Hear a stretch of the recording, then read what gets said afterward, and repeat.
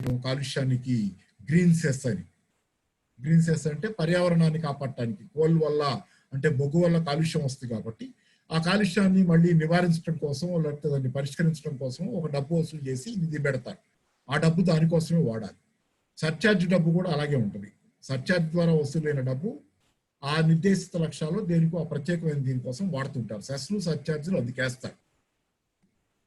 ఇది రాజ్యాంగంలో ఉన్నది ఏంటంటే ఈ సెస్లు సర్ఛార్జీల ద్వారా వసూలైనటువంటి డబ్బుని కేంద్ర ప్రభుత్వం ట్యాక్స్ ద్వారా వసూలైనటువంటి డబ్బులాగా రాష్ట్రాలకు పంచక్కర్లా. సెస్లు సర్ఛార్జీల డబ్బుని, ఆ డబ్బును అది పూర్తిగా తన చేతిలో పెట్టుకోవచ్చు.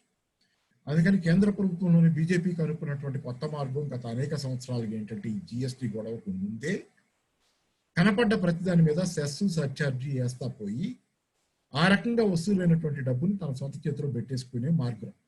ఆ రకంగా రాష్ట్రాలకి ఆదాయాన్ని తిరస్కరించడం పరోక్షంగా. ఉదాహరణ చెబుతాం, మొన్న 2 నెలల క్రితమే 3 నెలల క్రితం పెట్రోల్ డీజిల్ మీద 10 రూపాయలు 13 రూపాయలు ట్యాక్స్ పెంచారు. ఏ రూపంలో పెంచారు? సెస్ రూపంలో. అంటే ఎట్లా అంటే స్పెషల్ ఎడిషనల్ ఎక్సైజ్ డ్యూటీ ఇట్లా వేసారు. అది స్పెషల్ పర్పస్ డ్యూటీస్ అవి రోడ్లు వేయటానికనో లేకపోతే ఇట్లా వాడే డబ్బు అది సెస్ కింద వస్తుంది. ఆ డబ్బుగా వసూలు చేశారు. ఆ 10 రూపాయలు 8 రూపాయలు ఆ రకంగానే వసూలైంది. అంటే ఆ 8 రూపాయలు రాష్ట్రాలకి పైసా వాటాలు, మిగతా 5 రూపాయల్లో కూడా వేరే రకరకాలుగా ఉంది. ఈ రకంగా రాష్ట్రాలకి వచ్చే ఆదాయ వాటాని పన్నుల రూపంలో తాను సేకరించుకునే డబ్బుల రూపంలో తీసుకుంటే కనుక ఇవ్వాల్సి వస్తుందని ఇవ్వకుండా ఎగ్గొట్టడం కోసం మొత్తం డబ్బును తన చేతిలో పెట్టుకొని రాష్ట్రాల మీద పెత్తనం చేయడం కోసం, తన ఇష్టమైన వాళ్ళకి ఇష్టానుసారంగా కేటాయించుకోవడం కోసం కేంద్రీకరణ అనేది గత అనేక సంవత్సరాలుగా అధికారంలోకి వచ్చిన నాటి నుంచి ఒక కొత్త ఎత్తుగడగా కేంద్ర ప్రభుత్వం చేసుకుంటూ వస్తుంది బీజేపీ. ఇది దాని తీరు. ఆ తర్వాత ఈ మధ్య కాలంలో జిఎస్టీ రూపంలో 2017 జులైలో అమల్లోకి వచ్చింది. దానికి ముందు కాంగ్రెస్ ప్రభుత్వం కూడా ఈ ఎక్సర్సైజ్ చాలా చేసి ఉంది. దీన్ని తేవాలని కానీ వాళ్ళు ఎందుకైనా కానీ దీన్ని తేలా ఆ రోజు వెనకాడినా కానీ అది ఏ కారణమైనా కానీ దాన్ని వాళ్ళు అమల్లోకి తేకుండానే ఆ ప్రక్రియని ఒక స్థాయికి తెచ్చి వాళ్ళు వదిలేసి వెళ్ళిపోయారు. అట్లా దాన్ని బీజేపీ అధికారంలోకి వచ్చిన తర్వాత 2017 జులై 1న అమల్లోకి తెచ్చారు. సరే, దాన్ని అర్ధరాత్రి పార్లమెంట్లో దాన్ని లాంచ్ చేసిన తీరు. ఆ రోజు ఏదో దేశంలో మళ్ళీ కొత్తగా స్వాతంత్రం వచ్చినట్టు. నిజానికి రాష్ట్రాలకు ఉన్న స్వాతంత్రం కాస్త పోయింది. ప్రజల మీద పన్ను భారం పెరిగి ఆర్థిక భారం పెరిగింది. సరే, హడావిడిగా దాన్ని రాత్రిపూట తెచ్చి ఘనంగా దాన్ని అమలు జరిపారు. ఈ 2017 జులై చట్టం, జులైలో అమల్లోకి వచ్చిన జిఎస్టీ చట్టం గురించి కొంచెం వివరించుకుంటే, ఈ జిఎస్టీ చట్టం అంతకుముందు ఉన్నటువంటి దేశంలో అంటే జిఎస్టీ చట్టం నినాదం ఏంటంటే దానికి ఒకే దేశం ఒకే పన్ను అనేది. ఎందుకంటే అంతకుముందు జిఎస్టీ అమల్లోకి రాకముందు ఈ దేశంలో సరుకుల మీద కానీ సేవల మీద కానీ ఒక్కొక్క రాష్ట్రంలో ఒక్కోలాగా పన్నులు ఉంటాయి. ఒక్కో సరుకు ఒక అమృతాంజనం బోట్లే ఉంటే ఒక రాష్ట్రంలో ఒక పన్ను ఉంటుంది, దాని మీద ఇంకో రాష్ట్రంలో ఇంకో పన్ను ఉంటుంది. కాబట్టి దాని అమ్మకం రేటు రాష్ట్రానికి మారటం కానీ ఒక రాష్ట్రంలో ఒక రకంగా 17 రూపాయలు ఉంటే ఒక రాష్ట్రంలో 20 రూపాయలు 18 రూపాయలు 19 రూపాయలు పన్నులు వేరుగా ఉంటాయి. అలాగే సేవల మీద కూడా హోటళ్లలో వసూలు చేసే ఛార్జీలు కానీ ఏదైనా కానీ వాళ్ళు చేసిన సేవకి దాని మీద వేసే ఛార్జీ గవర్నమెంట్కి చెల్లించాల్సింది వాళ్ళు. అలాగే సూపర్ మార్కెట్లు అమ్మే దాని మీద వేసే ఛార్జీలు ఇవన్నీ ఒక్కో రాష్ట్రంలో ఒకలాగా ఉండేవి. దాన్ని యూనిఫామ్ గా కేంద్రీకరించే ప్రయత్నం. అంటే ఏంటంటే దేశం అంతా ఒకే పన్ను ఉండేటట్లయితే ఒక సరుకు దేశం అంతా ఒకే రేటుకి అమ్ముడుపోద్ది. అది మంచిది పద్ధతి. ఇన్ని రకాల పన్నులు, ఇంత రకమైన సంక్లిష్టత ఉండకూడదు. సేవలన్నిటికీ ఒక స్థాయిలో కానీ ఆ సరుకులు సేవలన్నిటికీ ఒకే స్థాయి పన్ను ఉండాలి అనేది నిర్ణయించారు. నిజానికి దీన్ని ఆహ్వానించదగ్గ పరిణామం. ఎందుకంటే ఒక రకంగా లెనినిస్ట్ భాషలో చెప్పాలంటే, మార్క్సిస్ట్ పరిభాషలో మనం గతంలో ఉన్నటువంటి దేశం అనేది అంటే పెట్టుబడిదారీ విధానానికి ఇది తార్కాణం, సూచిక. పెట్టుబడి మార్కెట్ సృష్టి కోసం చేసిన ప్రయత్నం ఇది. దేశవ్యాప్తంగా ఒకే మార్కెట్ అనేది, ఒకే పన్ను విధానం అనేది ఎవరికి ఉపయోగపడుతుంది అంటే పెట్టుబడిదారులు ఈ దేశంలో అమ్ముకోవడానికి మార్కెట్ అంతా ఒకేలాగా ఉంటే వాళ్ళు సులువు అవుతుంది, లెక్కలు కానీ ఇతరత్ర కానీ ఇవన్నీ. కానీ దాన్ని మనం ఆ రోజు ప్రగతిశీల అభ్యుదయ చర్యగానే ఆహ్వానిస్తాం. ఎందుకంటే పెట్టుబడిదారీ, అది నా కొటేషన్ గుర్తులేదు, నేను గతంలో మన మగ్దుమౌన్లోనే మాట్లాడినప్పుడు ఆ కొటేషన్ లెనిన్ది ఒకటి కోట్ చేసి చెప్పాను. పెట్టుబడిదారీ దేశాన్ని మొత్తాన్ని ఒకే ఆర్థికంగా కూడా ఒకే గొడు కిందకి ఇచ్చే విధానాన్ని కూడా ఆహ్వానిస్తాం. ఎందుకంటే అది పెట్టుబడిదారీ వ్యవస్థని బాగా స్థాపించడం ద్వారా, అంటే బలోపేతం చేయడం ద్వారా దేశంలో సోషలిజానికి ఇంకా దగ్గరగా తీసుకెళ్తుంది ఆ దేశాన్ని. పెట్టుబడిదారీ వ్యవస్థ తాలూకు ప్రతిఘాతని, దాని ప్రజా వ్యతిరేకతని మనం కాదనం. కానీ ఏంటంటే పెట్టుబడిదారీ వ్యవస్థ ద్వారానే ఫ్యూడల్ వ్యవస్థ నుంచి డైరెక్ట్గా సోషలిజంలోకి వెళ్ళలేమనేది గతంలో సోవియట్ యూనియన్లో నిరూపితమైనటువంటి అనుభవం, అలాగే చాలా దేశాల్లో జరిగినటువంటి అనుభవం. చైనా దాన్ని సక్సెస్ఫుల్గా ఈరోజు పెట్టుబడిదారీ వ్యవస్థ నిర్మాణాన్ని పూర్తి చేసి సోషలిజం దిశగా అది వెళ్ళటానికి చేసిన ప్రయత్నం విజయవంతంగా చేయగలిగింది. కాకపోతే ఈ వైఫల్యాలు సోవియట్ యూనియన్లో కూడా జరిగింది గతం. కాబట్టి పెట్టుబడిదారీ వ్యవస్థ నిర్మాణం అనేది మనం శాస్త్రీయంగా చూసేటట్లయితే కమ్యూనిస్ట్ ప్రణాళికలో చూసినా మార్క్స్ దాన్ని చాలా గొప్పగా పొగిడాడు ముందు పెట్టుబడిదారీ వ్యవస్థ తాలూకు ఘనకార్యాన్ని. తర్వాతే అది ఒక పతన దశకి చేరిన తర్వాత కార్మిక వర్గం అలా కూల్చేస్తుందో దాన్ని సోషలిజం ఎలా వస్తుందో ఇది శాస్త్రీయ దృక్పథం. అంతేగాని గుడ్డిగా దోపిడీని వ్యతిరేకించడం అంటే మనం శాస్త్రీయ దృక్పథాన్ని కోల్పోవటం కాదు, గుడ్డిగా ఉండటం కాదు. దోపిడీని వ్యతిరేకించడం అనే దానిలో అర్థం ఏంటంటే సోషలిజం మార్గం, సోషలిజానికి ప్రయాణం అనేది దశల వారీ పరిణామ క్రమంలో చరిత్రలో అనివార్యమైన ఒక దశగా వచ్చేది. బానిస వ్యవస్థ, ముందు ఆదిమ కమ్యూనిస్ట్ వ్యవస్థ, కొన్ని వేల సంవత్సరాల పాటు జరిగినటువంటి చరిత్ర, చాలా పెద్ద దశ. ఆ తర్వాత బానిస వ్యవస్థ, దాని తర్వాత ఫ్యూడల్ వ్యవస్థ, భూస్వామ్య వ్యవస్థ, ఆ తర్వాత పెట్టుబడిదారీ వ్యవస్థ, దాని అంతిమ దశలో సోషలిజంగా అది విప్లవాలతోనూ ఇంకో రకమైన మార్పుతో ఈరోజు మార్పు చెందడం. ఈ దశల్ని మనం దాటలేమనేది చరిత్ర నిరూపించిన వాస్తవం. ఈ దశలో ఏంటంటే మనం పెట్టుబడిదారీ వ్యవస్థ లెనిన్ కూడా ఎప్పుడు ఆ నిర్మాణాన్ని కాదనలా. ఫ్యూడల్ రష్యా ఆ రోజు పెట్టుబడిదారీ దేశం అని చెప్పినా ప్రధానంగా లెనిన్ నిర్వచించాడు దాన్ని పెట్టుబడిదారీ దేశంగా. కానీ చాలా పెద్ద ఎత్తున ఫ్యూడలిజం కూడా ఉన్నటువంటి దేశం.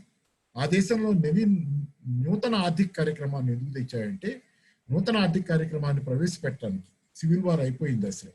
కారణం ఏంటంటే దేశంలో ముందు పెట్టుబడిదారీ ఆర్థిక విధానాన్ని కొన్నింటిని మనం అనుసరించాలి, మార్కెట్ను అనుమతించాలి, ఇన్సెంటివ్ ఉంది.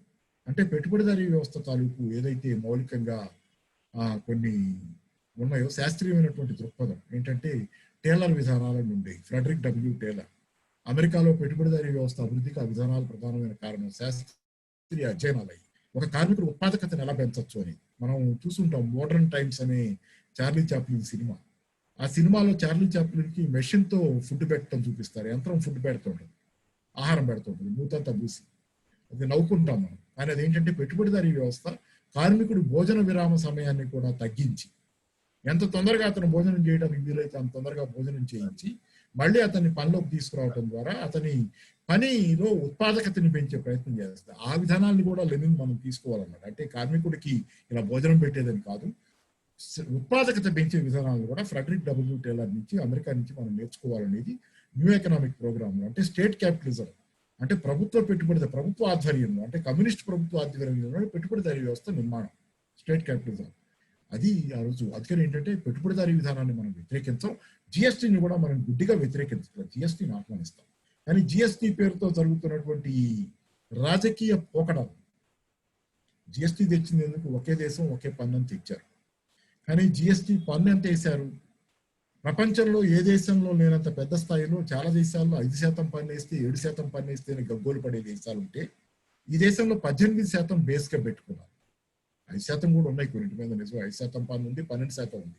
కానీ మెయిన్ గా ఎక్కువ సరుకుల మీద ఉంది 18% పన్ను. చాలా దేశాల్లో 7%, 7.5%కే భయపడ్డారు. చాలా దేశాల్లో జిఎస్టీ పన్ను వేసిన తర్వాత ఆ ప్రభుత్వాలు మళ్ళీ తిరిగి అధికారంలోకి రాలా ప్రజల ఆగ్రహానికి. చాలా జరిగింది. కానీ ఏంటంటే ఇది చెబుతున్నాం. అందుకని ఏంటంటే జిఎస్టీ వేయటం కాదు, జిఎస్టీ వేసి ఎన్ని స్లాబులు పెట్టారు? ఒకే దేశం ఒకే పన్ను అంటే ఏదో ఒక స్లాబ్ ఉండాలి. మొత్తం అన్ని సరుకులు అన్ని సేవల మీద 12%, 18% ఏదో ఒకటి ఉండాలి. కానీ 3% బంగారం ఇట్లాంటి వాటి మీద 3% అని, 0 ఒకటి ఉంది. 0 అంటే కొన్నింటి మీద అసలు ట్యాక్స్ లేదని, 0, 3, 5% కొన్నింటి మీద, 12% కొన్నింటి మీద, 18% కొన్నింటి మీద, 28% కొన్నింటి, ఇన్ని స్లాబులు పెట్టారు. దీని మీద అప్పట్లోనే విమర్శలు వచ్చింది. చాలా మంది బీజేపీలో ఉండిపోయిన నాయకులే, యశ్వంత్ సిన్హా లాంటి వాళ్ళు విమర్శించారు. ఇదేం జిఎస్టీ, ఒకే దేశం ఒకే పన్ను, ఇన్ని రకాల పన్నులు పెట్టడం ఏంటి, ఇంకా జిఎస్టీ ఎలా ఇదని. కాబట్టి ఆ రకంగా మొదలుపెట్టిన దాన్ని తీసుకొచ్చి ఆ రోజు రాష్ట్ర ప్రభుత్వాలను వీళ్ళేం మభ్యపెట్టారంటే జిఎస్టీకి ఒప్పించడానికి. ఎందుకంటే జిఎస్టీ వల్ల ఏం జరుగుతుందంటే మొత్తం ఆదాయం చాలా మేరకి కేంద్ర ప్రభుత్వం, జిఎస్టీ ఒకే కేంద్రీకృతంగా అమలు జరుగుతుంది. ఒకే దేశం ఒకే మార్కెట్ అన్నప్పుడు మార్కెట్లో వసూలైనటువంటి పన్నుల ఆదాయంలో సింహభాగం కేంద్రానికి చేరుతుంది, అక్కడి నుంచి పంపిణీ జరగాలి. అంతకుముందు రాష్ట్రాలకి పన్నులు వేసే హక్కు చాలా పెద్ద ఎత్తున ఉండేది జిఎస్టీ అమల్లోకి రాకముందు. కాబట్టి వాటి పన్నుల ఆదాయం వాటికంటూ నికరంగా వాటికి ఎక్కువ పన్నులు వేసే హక్కులు ఉండేవి. ఇప్పుడు ఈ 17 రకాల పన్నుల్లో పోయినాయి, రాష్ట్ర ప్రభుత్వాలు వేసుకోగలిగినటువంటి పన్నులు కూడా పోయినాయి, వ్యాట్ కిందకు వచ్చాయి. పెట్రోలును లిక్కర్ మీద తప్పితే ఆ రెండు జిఎస్టీ పరిధిలోకి రాల. మిగతా పన్నుల వేసే హక్కు అంతా రాష్ట్ర ప్రభుత్వాలకు పోయింది. కేంద్ర ప్రభుత్వం చేతిలో జిఎస్టీ రూపంలో కేంద్రీకృతం అయింది. మరి రాష్ట్ర ప్రభుత్వాలకి పన్ను ఆదాయం పోయేటప్పుడు అవి ఒప్పుకోవు కాబట్టి చాలా రాష్ట్రాలు ఒప్పుకోవు. ఎందుకంటే జిఎస్టీ తాలూకు ఇంకో ప్రధాన స్వభావం ఏంటంటే మీరు గమనించాల్సింది, జిఎస్టీకి పూర్వం ఉన్నటువంటి పన్ను ఏంటంటే ఉత్పత్తి జరిగే చోట పన్ను పడేది. ఒక పరిశ్రమ ఉంటే అక్కడ ఉత్పత్తి జరిగితే ఆ పరిశ్రమ గేటు దగ్గర సరుకు వచ్చినప్పుడు, తయారయ్యే గేటు దగ్గర నుంచి బయటకు వచ్చేటప్పుడు దాని మీద పన్ను పడేది. అది హోల్సేలర్కి అమ్మినప్పుడు అట్లా పన్ను పడేది. ఉత్పత్తి దగ్గర పడేది పన్ను. అంటే ఏంటంటే ఈ పన్ను వేసే హక్కు రాష్ట్ర ప్రభుత్వాలకు ఉంటే గనక ఉత్పత్తి దగ్గర జిఎస్టీ ముందర ఉత్పత్తి దగ్గర పన్ను పడేటట్లయితే ఉత్పత్తి ఎక్కువ జరుగుతున్న రాష్ట్రాలకి ఎక్కువ పన్ను ఆదాయం ఉంటుంది. అంటే పరిశ్రమలు ఎక్కువ ఉన్న రాష్ట్రాలకు పన్ను ఆదాయం ఎక్కువ ఉంటుంది. సేవా రంగం బాగా అభివృద్ధి చెందిన రాష్ట్రాలకు పన్ను ఆదాయం ఎక్కువ ఉంటుంది. ఉదాహరణ తమిళనాడు పారిశ్రామికంగా అభివృద్ధి చెందిన రాష్ట్రం, వెస్ట్ బెంగాల్ కొంత, అలాగే మహారాష్ట్ర పారిశ్రామికంగా బాగా అభివృద్ధి చెందిన రాష్ట్రం. సరే ఆ రోజు అది బీజేపీ చేతిలో ఉండటం వల్ల కానీ ఏదైనా కానీ చాలా రాష్ట్రాలు బాగా అభివృద్ధి చెందిన రాష్ట్రాలు, ముఖ్యంగా తమిళనాడు, వెస్ట్ బెంగాల్ ఇలాంటి రాష్ట్రాలు జిఎస్టీని చాలా కాలం వ్యతిరేకించింది. మాకు వద్దన్నయ్యి. ఎందుకంటే మా పన్ను ఆదాయం పోద్ది. ఇప్పుడు ఉత్పత్తి అయ్యే చోట పన్ను పడదు. ఇప్పుడు జిఎస్టీ వస్తే కనుక అంతకు ముందులాగా ఉత్పత్తి జరిగే చోట పన్ను పడదు. తమిళనాడులో పరిశ్రమలు ఉన్నంత మాత్రాన తమిళనాడుకి పన్నుల ఆదాయం రాదు. ఆ పరిశ్రమలో ఉత్పత్తి అయిన సరుకులో ఎంత భాగం తమిళనాడులో అమ్ముడు పోద్దో, అంటే డెస్టినేషన్ కొనుగోలుదారు కన్స్యూమర్ దగ్గర పన్ను పడుద్ది. చివర ఎవడైతే కొంటున్నాడో వాడి దగ్గర పన్ను పడుద్ది. ఈ కొనుగోలుదారులు తమిళనాడులో అమ్ముకోగలిగినంత వరకు మాత్రమే తమిళనాడు రాష్ట్రానికి పన్ను వస్తుంది. ఎందుకంటే అక్కడ కొనుగోలుదారులు కొన్నటువంటి సరుకు మీదే, ఉత్పత్తిదారుడి దగ్గర కాదు కదా ఇప్పుడు పన్ను, కొనుగోలుదారుడి దగ్గరికి వచ్చింది పన్ను జిఎస్టీలో. దానివల్ల ఏంటంటే ఆ ఉత్పత్తి అయిన సరుకు తమిళనాడులో అమ్ముడు పోయిన మేరకే ఆ రాష్ట్రానికి పన్ను ఆదాయం వస్తుంది.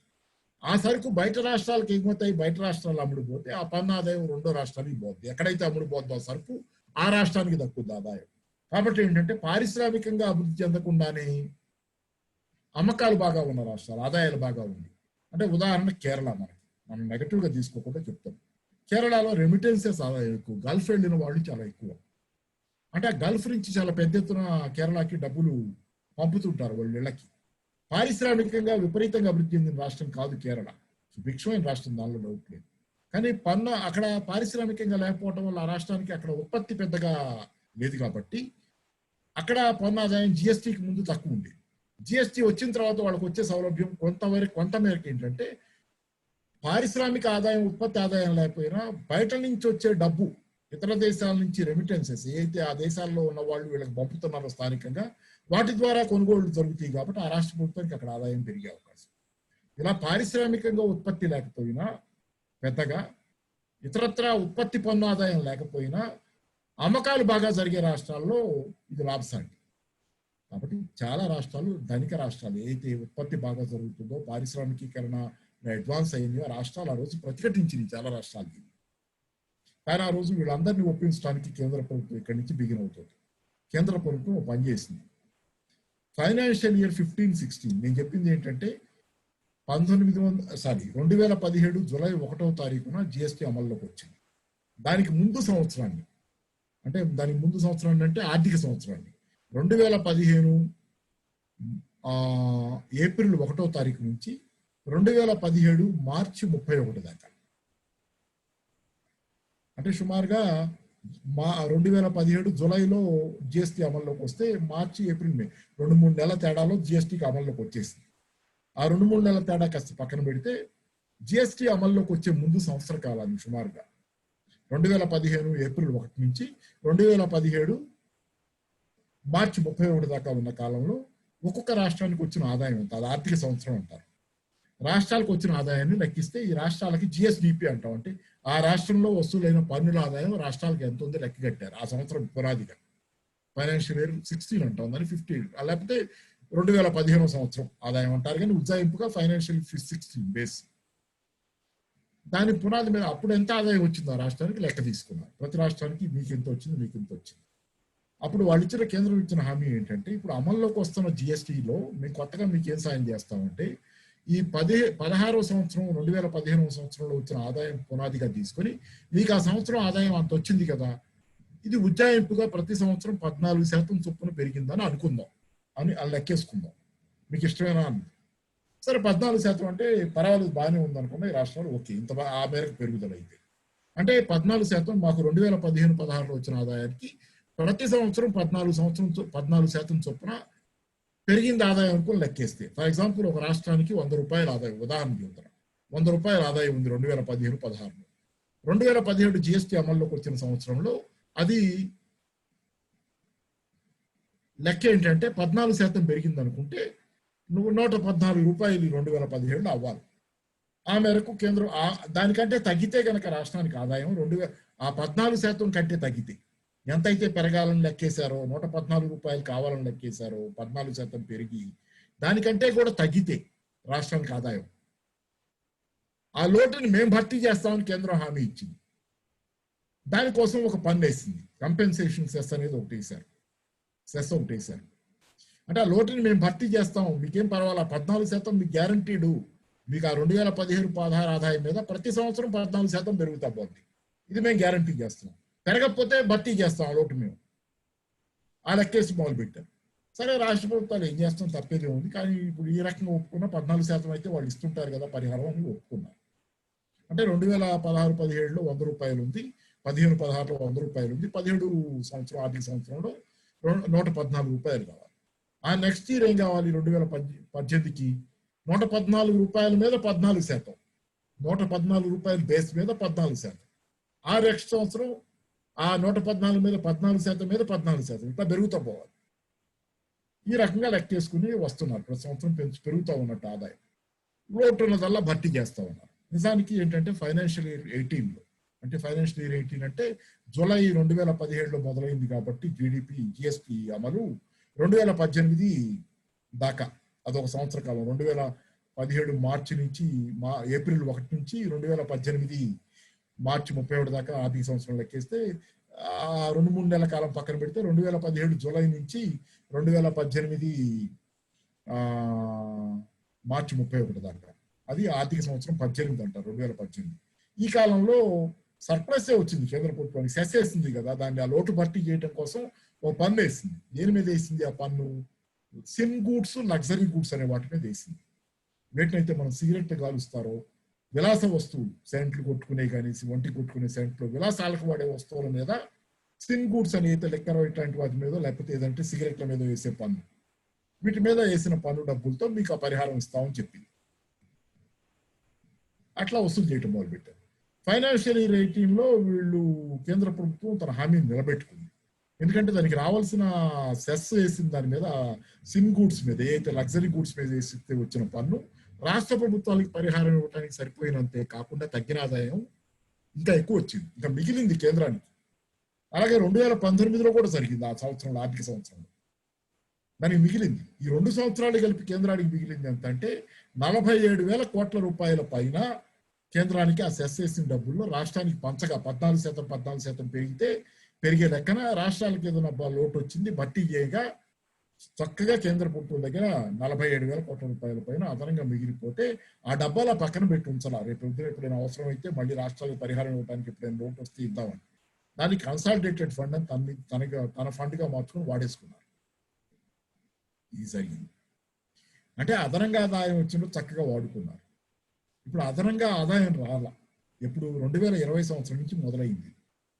అంటే ఏంటి, 2019-20 ఆర్థిక సంవత్సరం, అంటే 2019 ఏప్రిల్ 1 నుంచి ఇప్పుడు దాకా మొన్న 2020 మార్చి 31 దాకా నడిచిన సంవత్సర కాలంలో కోవిడ్ రాకముందే 2020 మార్చిలో మనకి సుమారుగా కోవిడ్ ఎంట్రీ, దానికి ముందరే 2019 అంటే 2020 ఆర్థిక సంవత్సరం అంటాం దాన్ని. ఆ ఆర్థిక సంవత్సర కాలంలోనే ఆదాయంలో లోటు రావడం మొదలైంది, జిఎస్టీ వసూళ్లు పడిపోతున్నాయి. ఎందుకంటే మనం అప్పుడే చెప్పాము, నేను కూడా మాట్లాడాను, చాలా మంది మనం వాళ్ళని కూడా అందరికీ తెలిసింది ఆ చర్చ, చాలా చర్చలు జరిగింది. ఆర్థిక మాంద్యం 2019లోనే ఉంది, ఆగస్ట్ సెప్టెంబర్లోనే. మనం ఇంకా అంతకు ముందు నుంచే మాట్లాడుతున్నాం. 2019 బడ్జెట్ టైంలోనే నేను కూడా మాట్లాడాను, ఏదంటే మన బడ్జెట్ డిస్కషన్ చర్చల్లో కేంద్ర ప్రభుత్వం ఆర్థిక వ్యవస్థ పతనం అవుతుంది, ఉద్దీపన పథకం ఇవ్వండి అని. సరే, ఆ రోజు ఉద్దీపన ఇవ్వాలా అవన్నీ చెప్తా అసలు ఆర్థిక పతనం ఏదైతే ఇది మందగమనం అని ఆగస్ట్ సెప్టెంబర్లో చెప్పడం మొదలుపెట్టారు. ఎందుకంటే ఇక్కడ మీకు చెబుతుంది, కొత్తగా ఇప్పుడు కోవిడ్ వల్ల పడిపోయిన ఆదాయం కాదు జిఎస్టీ, ఇది ఇంత ముందు నుంచి పడిపోతుంది. ఎందుకంటే 2018 బిగినింగ్ నుంచి చూస్తే 2018 తొలి సంవత్సరంగా ఒక ఆర్థిక సంవత్సరం కాదు, మామూలు క్యాలెండర్ ఇయర్ 2018 జనవరి నుంచి తీసుకుంటే ఆ మొదటి 3 నెలల కాలాల నుంచి చూసుకుంటే 2018లో 3 నెలల కాలానికి ఒకసారి లెక్క కడతారు దేశం సంపద ఎంత వృద్ధి అయిందని, రాష్ట్రాలదైనా. దేశ సంపద చూసుకుంటే 3 నెలలకు ఒకసారి అది నా మొత్తం సంవత్సరానికి కలిపి జీడిపి లెక్కేస్తారు, సంవత్సరానికి కూడా లెక్కేస్తారు. 3 నెలలకు ఒకసారి ఎంత జీడిపి పెరిగిందో కూడా చెబుతారు దేశానికి. ఆ 2018 మొదట్లో త్రైమాసికం నుంచి అప్పుడు సుమారుగా 7.2% ఉన్న జీడిపి పెరుగుదల 2019 చివరికి డిసెంబర్ నాటికి వచ్చేసరికల్లా 4.2% పడిపోయింది. కంటిన్యూస్ గా 6-7 త్రైమాసికాల పాటు, 6-7 3 నెలల కాలాల పాటు అది పడిపోతానే ఉంది, ఒక్కసారి కూడా పెరగదు. నిజానికి మొన్న జనవరి మార్చి కాలంలో కూడా, మార్చి చివరిలో కదా లాక్డౌన్ వచ్చింది, కోవిడ్ వచ్చింది. అంటే మార్చి కూడా లాక్డౌన్ లేదని అనుకుందాం, ఉదాహరణ చివరి 10 రోజుల్లోనూ వచ్చింది లాక్డౌన్. మార్చి కూడా, జనవరి మార్చి కాలంలో కూడా లాక్డౌన్ లేదు. అది కూడా చూస్తే 2019 చివరి 3 నెలల కాలంలో, అంటే అక్టోబర్ నవంబర్ డిసెంబర్ కాలంలో 4.2% ఏదో పతనమైన జీడిపి 2020 జనవరి నుంచి మార్చి 3 నెలల్లో 3.2% 1% పడిపోయింది. అంటే జీడిపి కంటిన్యూస్ గా అంత ముందే పడిపోతుంది కోవిడ్ ముందే. కేంద్ర ప్రభుత్వం తాలూకు జీడిపి పడిపోవటం అంటే ఉత్పత్తి పడిపోవటం, కొనుగోలు శక్తి పడిపోయే ఉత్పత్తి పడిపోవటం కదా. కొనుగోలు శక్తి ఉంటే ఉత్పత్తి చేస్తాడు కదా ఉత్పత్తిదారుడు. ప్రజల కొనుగోలు శక్తి పడిపోతుంది, నిరుద్యోగం కూడా రికార్డు స్థాయిలో మనం చెప్పుకున్నాం అంతకు ముందే. 45 సంవత్సరాల గరిష్ట స్థాయిలో 7.1% చెందని సంవత్సరంన్నర 2 ఏళ్ళ నుంచి చెప్పుకుంటున్నాం మనం. ఆ తర్వాత ఇంకా పెరిగింది. అంటే ప్రజల కొనుగోలు శక్తి, నిరుద్యోగం పెరగటం, ఆదాయాలు పడిపోవడంతో పడిపోతుంది. దాంతో జీడిపి పడిపోతుంది. ఆ జీడిపి పడిపోతే పన్ను కలెక్షన్ కూడా పడిపోద్ది కదా, పన్ను వసూళ్లు కూడా పడిపోతాయి. దాంతో జిఎస్టీ తగ్గటం ఎప్పుడో మొదలైంది. అందుకని 2019లోనే జిఎస్టీ కలెక్షన్స్ తగ్గిపోయి అప్పటి నుంచే రాష్ట్రాలకు ఇచ్చేది చాలా గడ్డి పడింది. 2018 ఆర్థిక సంవత్సరం 19 ఆర్థిక సంవత్సరంలో లాభాలు వచ్చినాయి, బాగా డబ్బులు బాగా వసూలైంది, జిఎస్టీ బాగానే వసూలైంది. నష్టపరిహారం ఏది ఇవ్వాలో రాష్ట్రాలకు అది ఇచ్చేశారు చట్టం ప్రకారం. కానీ 2019 నుంచి, అంటే 2020 ఆర్థిక సంవత్సరం మొన్న మార్చి 31తో ముగిసింది, 2020 దాకా పడిపోయింది. ఆ సంవత్సరం అంతా పడిపోతేనే ఆ సంవత్సరంలో ఇవ్వాల ఎంత లోటు వచ్చిందంటే, ఆ సంవత్సరంలో రాష్ట్రాలకు ఇవ్వకుండా ఆగిపోయిన మొత్తం 30,000 కోట్ల దాకా ఉంది సుమారుగా. 30,000 కోట్లు ఇవ్వాల, పరిహారం ఇవ్వాల సరిగ్గా, అది చెల్లించకుండానే ఎగ్గొట్టారు. రాజ్యాంగబద్ధంగా వీళ్ళకు ఒప్పుకున్నప్పుడు ఏదైతే మీకు ఇంత సంవత్సరానికి ఇంత పెరుగుద్ది మీది ఒప్పుకున్నది ఎగ్గొట్టారు. ఇప్పుడు కొత్త వాదన ఏంటంటే, నేను ఇందాకే చదివింది ఒక పత్రికలో, ఎకనామిక్ టైమ్స్ లో, మొన్న అంతకుముందు ఆదివారం, ఆయన డిప్యూటీ సీఎం ఆఫ్ బీహార్, ఆయన బీజేపీ అయి ఉండాలి, బీహార్ డిప్యూటీ ముఖ్యమంత్రి, ఉప ముఖ్యమంత్రి సుశీల్ మోడీ, ఆయన చెప్పిన వాదన ఏంటంటే, బీజేపీ వాదనలాగే ఏంటంటే, ఒకవేళ వ్యాట్ ఉన్న జిఎస్టీ అమల్లోకి రాకపోయినా రాష్ట్రాల ఆదాయం పడిపోయేది కదా కోవిడ్ వచ్చినప్పుడు, అంతే కదా. వాళ్ళు చెప్పింది కరెక్టే. కాకపోతే రాష్ట్రాల ఆదాయం ఎటుకుడి పడిపోయేదే. జిఎస్టీ ఇప్పుడు కేంద్రం ఇవ్వకపోవడం వల్ల రాష్ట్రాలకు ఆదాయం తగ్గటం కాదు, కేంద్రానికి డబ్బులు వసూలు కాక కేంద్రం ఇవ్వకపోవడం వల్ల తగ్గటం కాదు. మామూలుగానే రాష్ట్రాల చేతిలోనే పన్ను వసూలు హక్కులు ఉన్నా, జిఎస్టీ అమలు లేకపోయినా, వ్యాట్ పాత పద్ధతి కొనసాగిన దీనిలో పన్నుల్లో మీకు ఆదాయ లోటు వచ్చేది కదా.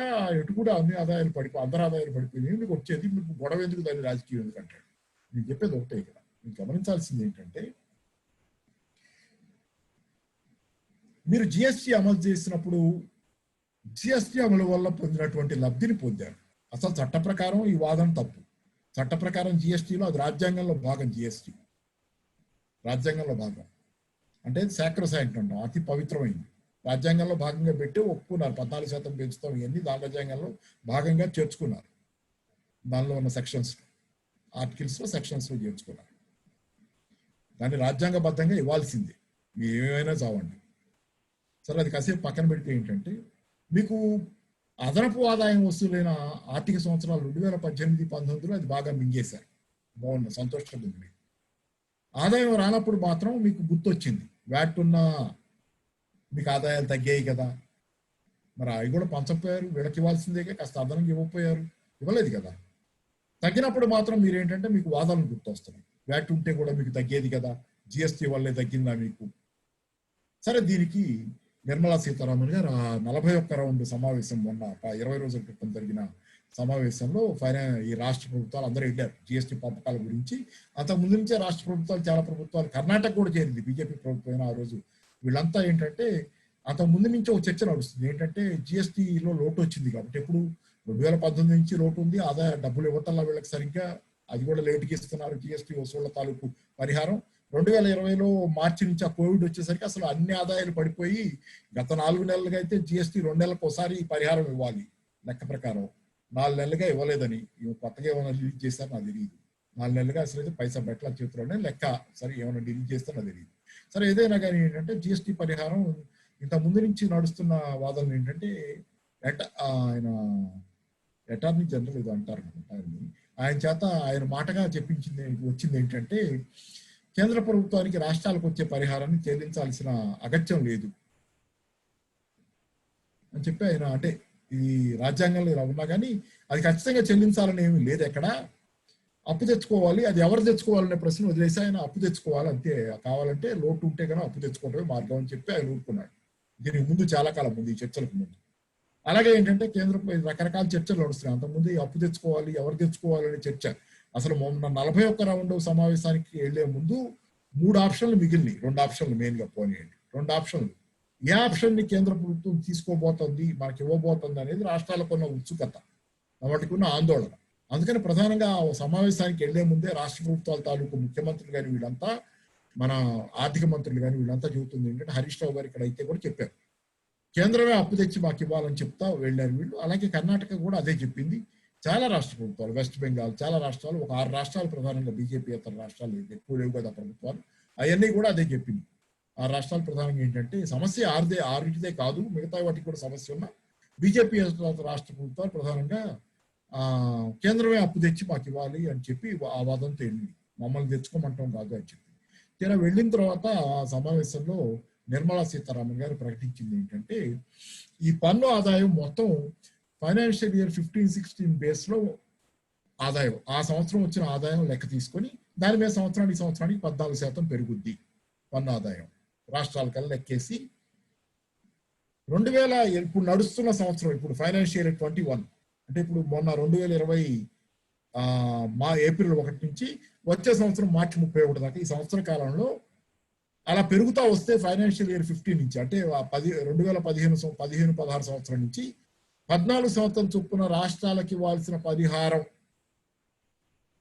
అంటే రాష్ట్రాలకు రావాల్సిన ఆదాయం జిఎస్టీ కింద ఆదాయం మొత్తం పెంచుకుంటా వస్తే 14% 14 సంవత్సరం ప్రతి సంవత్సరం 3 లక్షల కోట్లు రావాలి. ఈ 2020 ఏప్రిల్ 1 నుంచి 2021 మార్చి 31కి 3 లక్షల కోట్లు రాష్ట్రాలకు ఆదాయం రావాలి జిఎస్టీ కింద. ఓవరాల్ గా దేశంలోని అన్ని రాష్ట్రాలకు కలిపి 3 లక్షల కోట్లు రావాలి.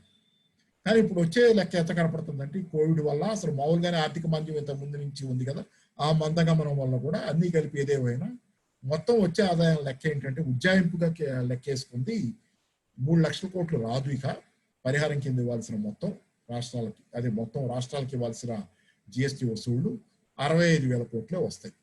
కేంద్రానికి కూడా వచ్చేది 65,000 కోట్లు. అంటే లోటు ఎంత ఉంది? 2,35,000 కోట్ల మేరకు కేంద్రానికే వసూలు కావు. అంటే చాలా స్వల్ప మొత్తం మాత్రమే కేంద్రం చేతిలోకి, రాష్ట్రాలకు ఇవ్వాల్సిన డబ్బుల్లో 65,000 కోట్లే 3 లక్షల కోట్లలో అంత మేరకే పన్నులు వసూలు అవుతాయి. ఎందుకంటే ఆర్థిక మాంద్యం ఏర్పడింది దేశం. మొన్న జీడిపి కూడా మొదటి 3 నెలల కాలానికి, ఏప్రిల్ జూన్ కాలానికి -23.9%. G20 దేశాల్లో, G20 దేశాలు అంటారు, ప్రపంచంలో అతిపెద్ద ధనిక దేశాలన్నీ కలిపి, ఈ దేశాలన్నింటిలో ఎక్కువ జీడిపి పడిపోయింది మందే. మొన్న కోవిడ్ 3 నెలల ఆ పీరియడ్ హైయెస్ట్ జీడిపి పతనం మందే, 23.9%. ఈ లెక్కన పన్ను వసూలు కూడా పడిపోతుంది. ఎందుకంటే ప్రజల చేతిలో డబ్బులు లేవు, ఉత్పత్తి ఆగిపోతుంది, ఉత్పత్తి జరగటంలా కొనుగోలు లేవు, ఆ నిరుద్యోగం పెరిగింది, సమస్యలు పెరిగినాయి, ప్రజల ఆదాయాలు పతనమైనవి. కాబట్టి ట్యాక్స్ ఆదాయం కూడా తగ్గిపోద్ది. కొంటేనే కదా ఆదాయం వచ్చేది ప్రభుత్వానికి, ప్రజలు కొంటమో ఆ లావాదేవీలు తగ్గితే జరగవు. కాబట్టి ఈ సంవత్సరం వసూలు అయ్యేది 65,000 కోట్లే జిఎస్టీ కింద లెక్కేసుకున్నారు. మరి ఇంకా లోటు ఎంత? 2,35,000 కోట్లు. దీన్ని ఎవరు తెచ్చుకోవాలనే దగ్గర ఆ సమావేశంలో కూర్చున్నప్పుడు చర్చ. కేంద్ర ప్రభుత్వం దయచేసి మీరు అప్పు తెచ్చి మాకు పంచండి, ఎందుకంటే రాజ్యాంగబద్ధంగా మీది కదా బాధ్యత ఆ పరిహారం ఇచ్చేది. బాధ్యత మీరైతే, అంటే కారు గుద్దింది మీరైతే ఎవరిని గుద్దారో వాడినే తెచ్చుకోమంటే డబ్బులు పోయి, వాడిని హాస్పిటల్లో కట్టుకుని వాడే కట్టుకోమంటే కట్టుకోడు కదా. అట్లాగే పరిహారం మీరు చెల్లించాలి, మేము ఎట్లా చెల్లిస్తాం? మీది బాధ్యత. అసలు ఆ డబ్బులు ఇవ్వాల్సిన బాధ్యత 14% చొప్పున పెరుగుద్దని దాన్ని మమ్మల్ని ఒప్పించిందే మీరు. ఆ హామీ ఇచ్చి రాజ్యాంగంలో పెట్టింది మీరు. రాజ్యాంగబద్ధంగా ఈరోజు మాకు ఇవ్వాలి మీరు. దయచేసి మీరే అప్పు తెచ్చివ్వండి. లోటు గురించి సరే 65,000 కోట్లు వసూలు అవుతుంది, దానికి ఎవరో ఏం చేయలేం. కానీ ఏంటంటే అప్పు మాత్రం మీరు తెచ్చివ్వడానికి రాష్ట్రాలు అడిగి మేము తీసుకుంటే మాకు చాలా సమస్యలు ఉన్నాయి, అదేదో చెప్తున్నాం. ఆ 2,35,000 మీరు కోట్లు తెచ్చివ్వండి అంటే నిర్మలా సీతారామన్ గారు చక్కగా కూర్చుని సమావేశంలో చెప్పింది ఏంటంటే 2 మొక్కలు చేశారు దీన్ని. ఆ 2,35,000 కోట్లు వసూలయ్యి 65,000 కోట్ల దాకా లోటుగా ఉన్న 2,35,000 కోట్లని 2 మొక్కలు చేశారు. ఒక ముక్క ఏంటంటే 1,37,000 38,000 కోట్లు, అదొక ముక్క. ఆ ముక్క ఏంటి అంటే ఆ భాగం ఏంటంటే ఆ భాగం యాక్ట్ ఆఫ్ గాడ్ అట. యాక్ట్ ఆఫ్ గాడ్ అంటే కోవిడ్ అనేది మనం అసలు ఊహించలా జిఎస్టీ పెట్టినప్పుడు. కాబట్టి అది దేవుడి చర్య, లేకపోతే విధివశాత్తు జరిగింది, ఎవరు ఊహించదు జరిగింది కాబట్టి, మా చేతిలో కూడా లేదు కాబట్టి, అది మా తప్పు కాదు కాబట్టి దానికి మేమేం చేయలేం. కాబట్టి అది వదిలిపెట్టేయండి, మమ్మల్ని అడక్కండి, అది వదిలిపెట్టేయండి. మా తప్పుగా కాకపోతే జిఎస్టీ అమల్లో లోపాల వల్ల జరిగింది ఎంతంటే లోటు ఈ 1,38,000లో 2,35,000 కోట్ల లోటు మొత్తంలో 1,38,000 దాకా ఇట్లా తీసేశారు పక్కకి, యాక్ట్ ఆఫ్ గాడ్ అని. మిగిలింది ఎంత 97,000 కోట్లు ఏదో మిగిలింది. అది మేము అప్పిప్పిస్తాం, మేము ఇప్పిస్తాం, ఆర్బీఐతో మీకు అప్పిప్పిస్తాం. అది కూడా మీరు అప్పు మీరు కట్టక్కర్లా, వడ్డీ అప్పు మేమే కట్టుకుంటాం. ఎలా అంటే సెస్ వేస్తున్నారు కదా ఇప్పుడు లగ్జరీ గూడ్స్ మీద, ఏదైతే సిన్ గూడ్స్ లగ్జరీ గూడ్స్ అని వాటి మీద పన్ను వేస్తున్నారు కదా ఈ నిధి కోసం, పరిహార నిధి కోసం. ఆ పన్ను 5 సంవత్సరాలే వసూలు చేయడానికి జిఎస్టీలో పెట్టుకున్నారు. 2022 దాకా అది వసూలు అవుతుంది. ఆ తర్వాత కాలంలో ఇక రాష్ట్రాలు వాటి దోన ఒకటి వెళ్ళిపోవాలి, వాటి ఆదాయం వాటి పెంచేసుకుని వెళ్ళిపోవాలి. 22 నుంచి దాన్ని పొడిగిస్తాం, 2022 నుంచి 3 ఏళ్ళు 5 ఏళ్ళు పొడిగించి ఈ అప్పు తీరిందాక 97,000 కోట్ల అప్పు తీరిందాక వచ్చిన డబ్బులు మేమే కడుతుంటాం. ఆ సెస్ అట్లాగేసి ఆ పైన కూడా వస్తుంటాయి కదా డబ్బులు, ఇన్స్టాల్మెంట్గా మేము కట్టేసుకుంటాం. మీరు కట్టక్కర్లా డబ్బులు. 97,000 కోట్లకు అయితే మేము హామీ. ఎందుకంటే అది జిఎస్టీ అమల్లో లోపాల వల్ల కానివ్వండి, జిఎస్టీ అమల్లో ఉన్నటువంటి తప్పిదాల వల్ల కానీ జరిగింది కాబట్టి ఆ బాధ్యత మేము తీసుకుంటాం. కానీ కోవిడ్ మా తప్పు కాదు కదా. కోవిడ్ మా తప్పు కానప్పుడు అది యాక్ట్ ఆఫ్ గాడ్ అని చెప్పారు. ఈ యాక్ట్ ఆఫ్ ఇప్పుడు ప్రతిదీ రాజ్యాంగం ప్రకారం దీనిలో 2 ఉన్నాయి. ఒకటి సౌలభ్యం, రెండోది రాజ్యాంగం. సౌలభ్యం ప్రకారమైన కేంద్రం చెబుతున్న మాట తప్పి, రెండోది ఏంటంటే రాజ్యాంగం ప్రకారం కూడా కేంద్రం చెబుతున్న మాట తప్పి. సౌలభ్యం ప్రకారం చెబుతాం. మొదటగా రాష్ట్ర ప్రభుత్వాలు అప్పు తెచ్చుకోవడం అంటే పన్ను వడ్డీ ఎక్కువ ఉంటుంది. కేంద్ర ప్రభుత్వం కనుక ఆ 2,35,000 కోట్ల మొత్తం డబ్బు కేంద్ర ప్రభుత్వమే రిజర్వ్ బ్యాంకు దగ్గర నుంచి రిజర్వ్ బ్యాంకు ద్వారా ఇస్తే 2% దాకా వడ్డీ రేటు తక్కువ ఉంటుంది. అదే కాకుండా అది మానిటరైజ్ చేస్తే, అంటే రిజర్వ్ బ్యాంక్ కనుక ఆ డబ్బుల్ని ముద్రించి కేంద్రానికి ఇస్తే, కేంద్ర ద్రవ్యలోటు అని ఒకటి చెప్పుకున్నాం ఇందాకే, అది దాన్ని వివరిస్తాను కాసేపు. ద్రవ్యలోటు అంటే ఆదాయం కంటే ఖర్చు ఎక్కువ ఉంటుంది. అది ఆదాయం ఖర్చు లెక్కల్లోకి వస్తుంది తప్పితే రిజర్వ్ బ్యాంక్ ముద్రించి కనుక డబ్బులు ఇస్తే ఆ ద్రవ్యలోటు పెరిగినట్టుగా లెక్క కాదు. అది ఆదాయంలో కాదు, లెక్క ఖర్చులో కాదు. కాబట్టి ఆ లోటుగా లెక్కలోకి రాదు. ఎందుకో చెబుతాను. కాబట్టి ఏంటంటే ప్రభుత్వానికి కూడా, కేంద్ర ప్రభుత్వానికి కూడా ద్రవ్యలోటు పెరిగిందనే ఆందోళన ఉండదు. కానీ రాష్ట్రాలు కనుక డైరెక్ట్గా పోయి అప్పు తెచ్చుకుంటే అదనంగా 2% దాకా వడ్డీ పడింది. 2, ఏ రాష్ట్రానికి ఆ రాష్ట్రం బేరసారాలు ఆడుకోవాలి. విడివిడిగా ఎవడికి వాడు పోయి ఎవడి అప్పుల వాడు ఎక్కడ దొరికిన వాడి దగ్గర వాడికి దొరికించోట రకరకాల టర్మ్స్, రకరకాల వడ్డీ రేట్లు, ఒక్కొక్కళ్ళకి ఒక వడ్డీ రేటు రాష్ట్రానికి. పైగా వడ్డీ రేటు ఎక్కువ ఉంటుంది. పైగా ఏమవుద్ది, మేము డైరెక్ట్ అప్పులు తెచ్చుకుంటే ఇక్కడ కూడా ఎఫ్ఆర్బిఎం అనేది ఒకటి ఉంది. కేంద్రానికి ఫిస్కల్ డెఫిసిట్ ద్రవ్యలోటు పెరగకూడదని ఎలా ఉందో, రాష్ట్రాలకు కూడా అప్పు తెచ్చుకునే దానికి ఒక పరిమితి ఉంది. ఎంత పరిమితి? ప్లీజ్ కామ్రేడ్, ఎంత పరిమితి? ప్లీజ్ ఎంత పరిమితి? అప్పు తెచ్చుకునే పరిమితి ఎంత రాష్ట్రాలకి? వాటి స్థూల జాతీయ ఉత్పత్తి మీద. అంటే రాష్ట్రంలో కూడా ఉత్పత్తి జరుగుద్ది కదా, సేవలు ప్లస్ సరుకులు ఉత్పత్తి అవుతాయి కదా. ఆ రాష్ట్రాల్లో ఒక సంవత్సర కాలంలో, దేశంలో అయితే అది అదైనా దేశంలో అయినా రాష్ట్రాల్లోనే అంతే, రాష్ట్రంలో ఒక సంవత్సర కాలంలో ఉత్పత్తి అయిన సరుకుల సేవల విలువ రూపాయల్లో, ఆ స్థూల జాతీయ ఉత్పత్తిలో 3% మేరకు అప్పు తెచ్చుకోవచ్చు అని ఇంత ముందు 3% మేర. అంటే స్థూల జాతీయ ఉత్పత్తి రాష్ట్రాన్ని ఒక సంవత్సర కాలంలో రాష్ట్రంలో జరిగిన మొత్తం ఉత్పత్తి విలువ 100 రూపాయలు అనుకుంటే దాని మీద 3 రూపాయలు మాత్రం అప్పుగా తెచ్చుకోవచ్చు. 103 రూపాయల దాకా పోవచ్చు, అపాదనంగా 3 రూపాయలు తెచ్చుకోవచ్చు. చాలా రాష్ట్రాలకు అప్పులు తెచ్చుకోవడం చాలా కాలం నుంచి రకరకాల దీనివల్ల ఆ డబ్బు ఆ పరిమితి ఆల్రెడీ రీచ్ అయ్యారు. కోవిడ్ సంక్షోభ కాలంలో ఇక కరోనా సంక్షోభ కాలంలో, లాక్డౌన్ ఈ కాలంలో అన్ని రాష్ట్ర ప్రభుత్వాలు డిమాండ్ చేసినాయి. మాకేమో ఆదాయం ఖర్చులు పెరిగిపోయినాయి ఈ కోవిడ్ వల్ల, ఇతరత్ర ఆదాయం పూర్తిగా పడిపోయింది రాష్ట్రాలకు కూడా. కాబట్టి దయచేసి మేము అప్పులు తెచ్చుకునే పరిమితిని ₹3 నుంచి ₹5 పెంచండి. మా స్థూల జాతీయ ఉత్పత్తిలో 3% అనుమతి ఇచ్చారు కదా, ₹100 ఆదాయం ఉంటే ₹3 అప్పుకు అనుమతి ఇచ్చారు, కాదు ₹5 దాకా పెంచండి. కొత్తగా ఇంకో ₹2 అదనంగా అప్పు తెచ్చుకునే అవకాశం ఇవ్వండి అన్నారు. 5% దాకా జీడిపిలో మా రాష్ట్ర ఉత్పత్తిలో అప్పు తెచ్చుకునే అవకాశం ఇవ్వండి అన్నారు.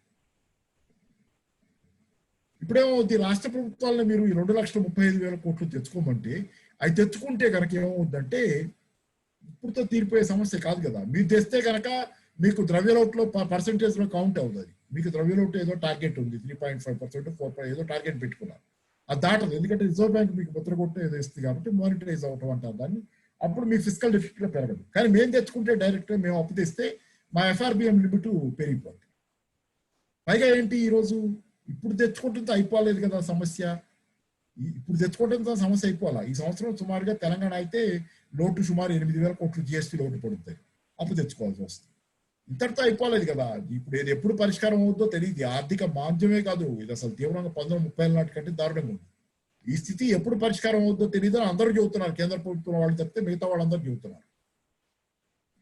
ఎన్నాళ్ళు ఉంటుందో మాంద్యం తెలియదు. అన్నాళ్ళు రాష్ట్ర ప్రభుత్వాలు అప్పు తెచ్చుకోమంటే ఆ 5% లిమిట్ దాటి వెళ్ళిపోద్ది. అసలు ఆ తర్వాత అప్పులు తెచ్చుకోవడానికి ఇప్పటికే స్కోప్ లేదు. ఎందుకంటే అసలు ఇంకోటి కూడా జరుగుతుంది రాష్ట్ర ప్రభుత్వాలకు సంబంధించి. GSDPలో అంటే రాష్ట్ర స్థూల జాతీయ ఉత్పత్తిలో అప్పు తెచ్చుకోవడం కదా వీళ్ళు అడుగుతుంది పెంచమని 3% నుంచి 5%. అది పెంచారు. సరే, దాని చర్చ కాసేపు చేద్దాం. చేసే ముందు 5% పెంచినా ఇలా అప్పులు ఎంతకాలం మంది ఉంటే అంతకాలం తెచ్చుకుంటే 5% లిమిట్ ఇబ్బంది. వాళ్ళు ఆ లిమిట్ దగ్గర వెళ్ళిపోయిన కొద్దీ వాళ్ళకి కొత్తగా ఏం చేయలేరు. కొత్తగా ఏదైనా కావాలన్నా అవసరమైన పనులకు కూడా డబ్బులు తెచ్చుకోలేరు. రెండోది ఏంటంటే ఇక్కడ ఆల్రెడీ రాష్ట్రాల స్థూల జాతీయ ఉత్పత్తి పడిపోతుంది. రాష్ట్రాల్లో ఆదాయమే పడిపోతుంది. వాళ్ళు రాష్ట్రంలో సంవత్సరంలో ఉత్పత్తి అయ్యే సరుకులు, సేవలే పడిపోతాయి. కొనుగోలు శక్తి పడిపోయి రాష్ట్రాల్లోనే ఉత్పత్తి దెబ్బతింటుంది. ఉత్పత్తి పోయిన కొద్దీ సంపద సృష్టి తగ్గుతుంది. కాబట్టి GSDP మీద, రాష్ట్రాల ఉత్పత్తి మీద, అంటే రాష్ట్రాల GDPలో GSDP మీద మీరు 3%, 5% తెచ్చుకోమన్నా అసలు వాటి ఆదాయమే పడిపోతే తెచ్చుకునే పరిమితి కూడా తగ్గిపోయినట్టే కదా. సుమారుగా ₹100 ఆదాయం ఉన్నప్పుడు ఒక ₹3 తెచ్చుకోవచ్చు అన్నారు. లేదు, ఇప్పుడు ₹5 పెంచారనుకోండి, ₹105 తెచ్చుకోవచ్చు. కానీ ఆదాయం కనుక ₹90 పడిపోతే ఎంత అవుద్ది? ₹90లో 5%, ₹100 5% కంటే ₹90 5% తక్కువ. అప్పు పుట్టేసి కూడా తక్కువ. ఇన్ని సమస్యలు ఉన్నాయి. కాబట్టి దయచేసి ఏంటంటే మా చేతిలో తక్కువ అధికారాలు ఉన్నాయి ఫైనాన్షియల్ గా. మీరైతే డబ్బులు ముద్రించే అధికారం మీ చేతిలో ఉంది. అంటే ఏంటంటే రిజర్వ్ బ్యాంక్ ద్వారా డబ్బులు ముద్రించి మీరు దాన్ని ఖర్చు పెట్టచ్చు. అదే తెలంగాణలో అయితే కేసీఆర్ గారు హెలికాప్టర్ మనీ అన్నారు. మళ్ళాంటి వాళ్ళం అయితే ఉద్దీపన పథకం, జనం చేతిలో డబ్బు పెట్టండి, డబ్బుని ముద్రించి డబ్బు హెలికాప్టర్ మనీ అనే మాట ఈయన వాడారు. అది ఇక్కడ మాట కాదు, అమెరికాలో బెన్ బెర్నాంకే మాట. ఆయన అక్కడ అమెరికా మన రిజర్వ్ బ్యాంక్ లాంటి ఫెడరల్ బ్యాంక్ గవర్నర్ మాట అక్కడ. సరే, అదేదైనా ఆయన లెక్క ఏంటంటే ఆర్థిక మాంద్యం వస్తే ఉంది సమస్యకి పరిష్కారం తేలిక. ఆర్థిక మాంద్యం వచ్చి ప్రజల కొనుగోలు శక్తి పడిపోయే వాళ్ళకి ఉద్యోగాలు లేకపోతే హెలికాప్టర్లో డబ్బులు తీసుకెళ్లి ఓళ్లలో తిరుగుతా హెలికాప్టర్ నుంచి ఆ డబ్బులు గుమ్మరించండి. జనాల చేతిలో డబ్బులు వెళ్తే కింద పడతాయి కదా, భూమి మీద పోయి డబ్బులు ఏరుకుంటారు. డబ్బులు వస్తే కొనుగోలు శక్తి వస్తే ఆర్థిక వ్యవస్థ కోరుకుంటుంది. అది హెలికాప్టర్ మనీ అంటే. మనం అదే రూపంలో చెప్పాం. మనం మీకు అన్ని ఆదాయాలు పడిపోయినప్పుడు ప్రపంచంలో ఇప్పుడు అన్ని దేశాలు చేస్తుంది అదేం మంచిదని కాదు మా సలహా.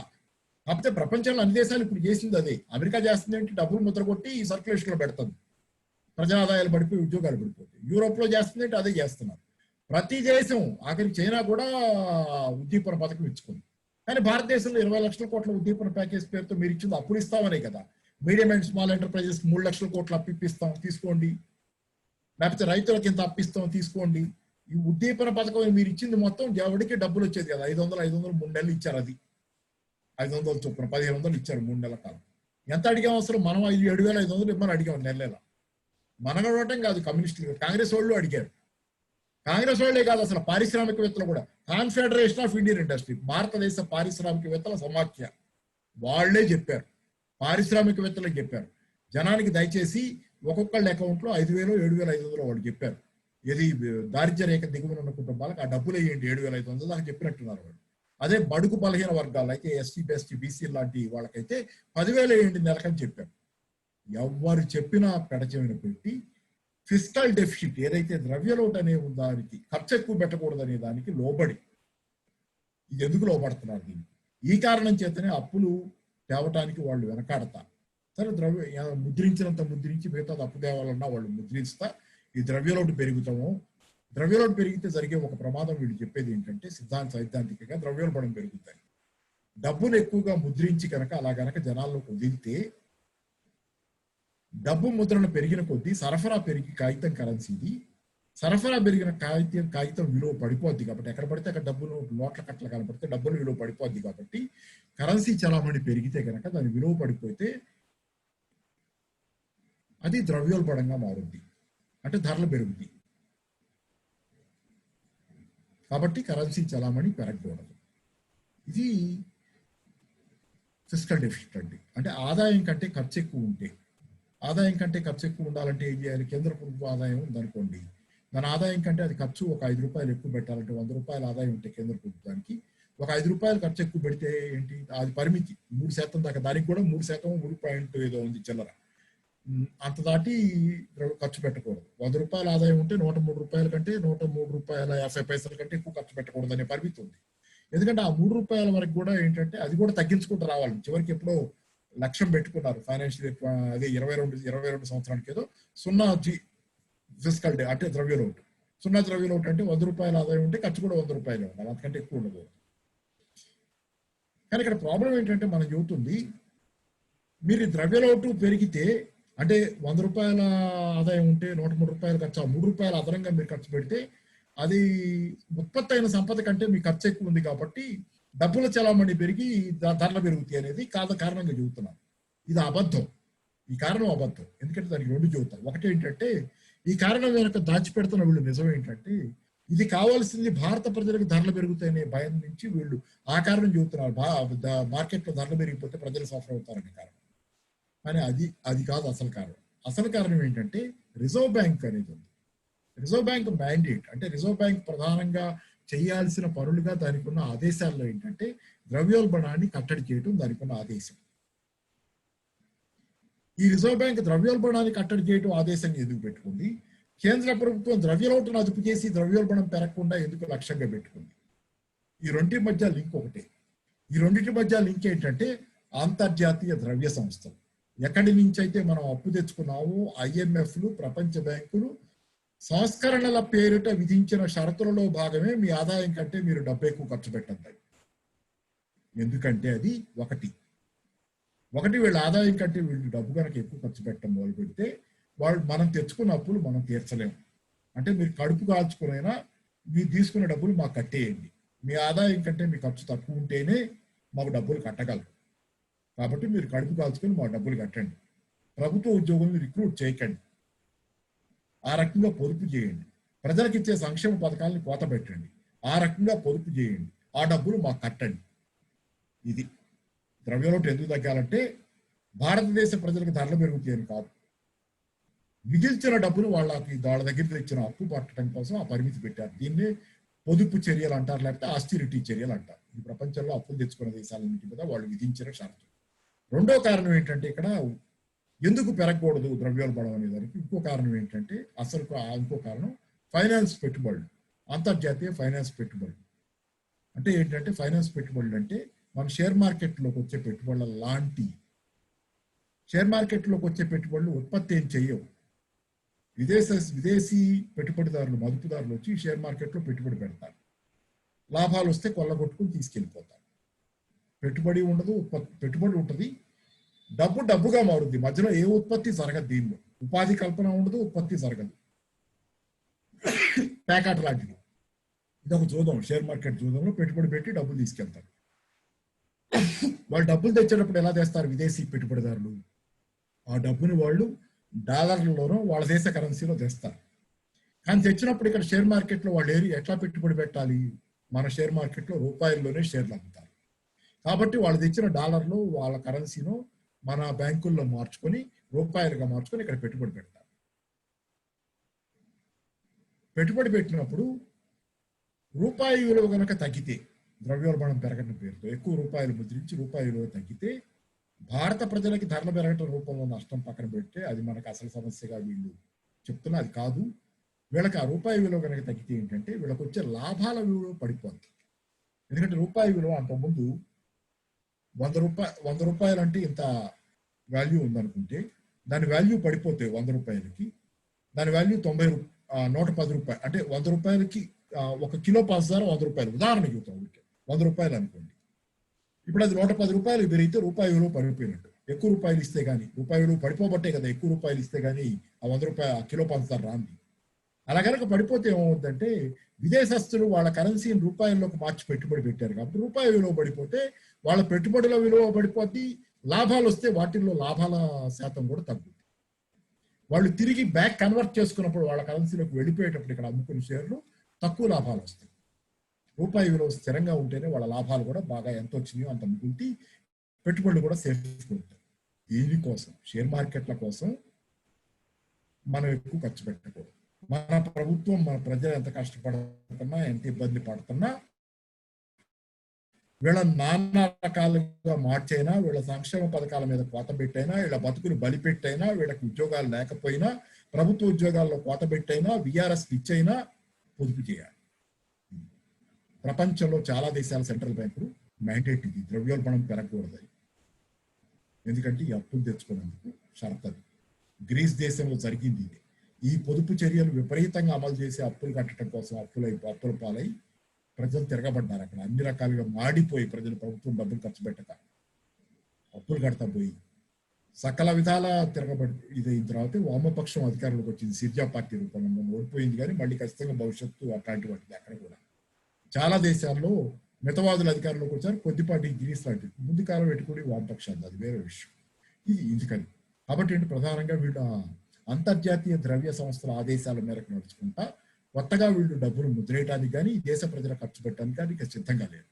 రెండోది చివరి మొక్క, ద్రవ్యోల్బణం పెరిగితే భారత ప్రజలకు కూడా నష్టమే కదా అని మీరు అడగచ్చు. అసలు సమస్య అది కాదని నేను చెబుతున్నా, అడగచ్చు. కానీ ఇక్కడ ప్రాబ్లం ఏంటంటే ద్రవ్యోల్బణం ఎప్పుడు పెరుగుద్ది? డబ్బు ఎక్కువ ఉండే మార్కెట్లో దానికంటే సరుకులకి ఉన్న డిమాండ్ తక్కువ ఉన్నప్పుడు, డిమాండ్ అంటే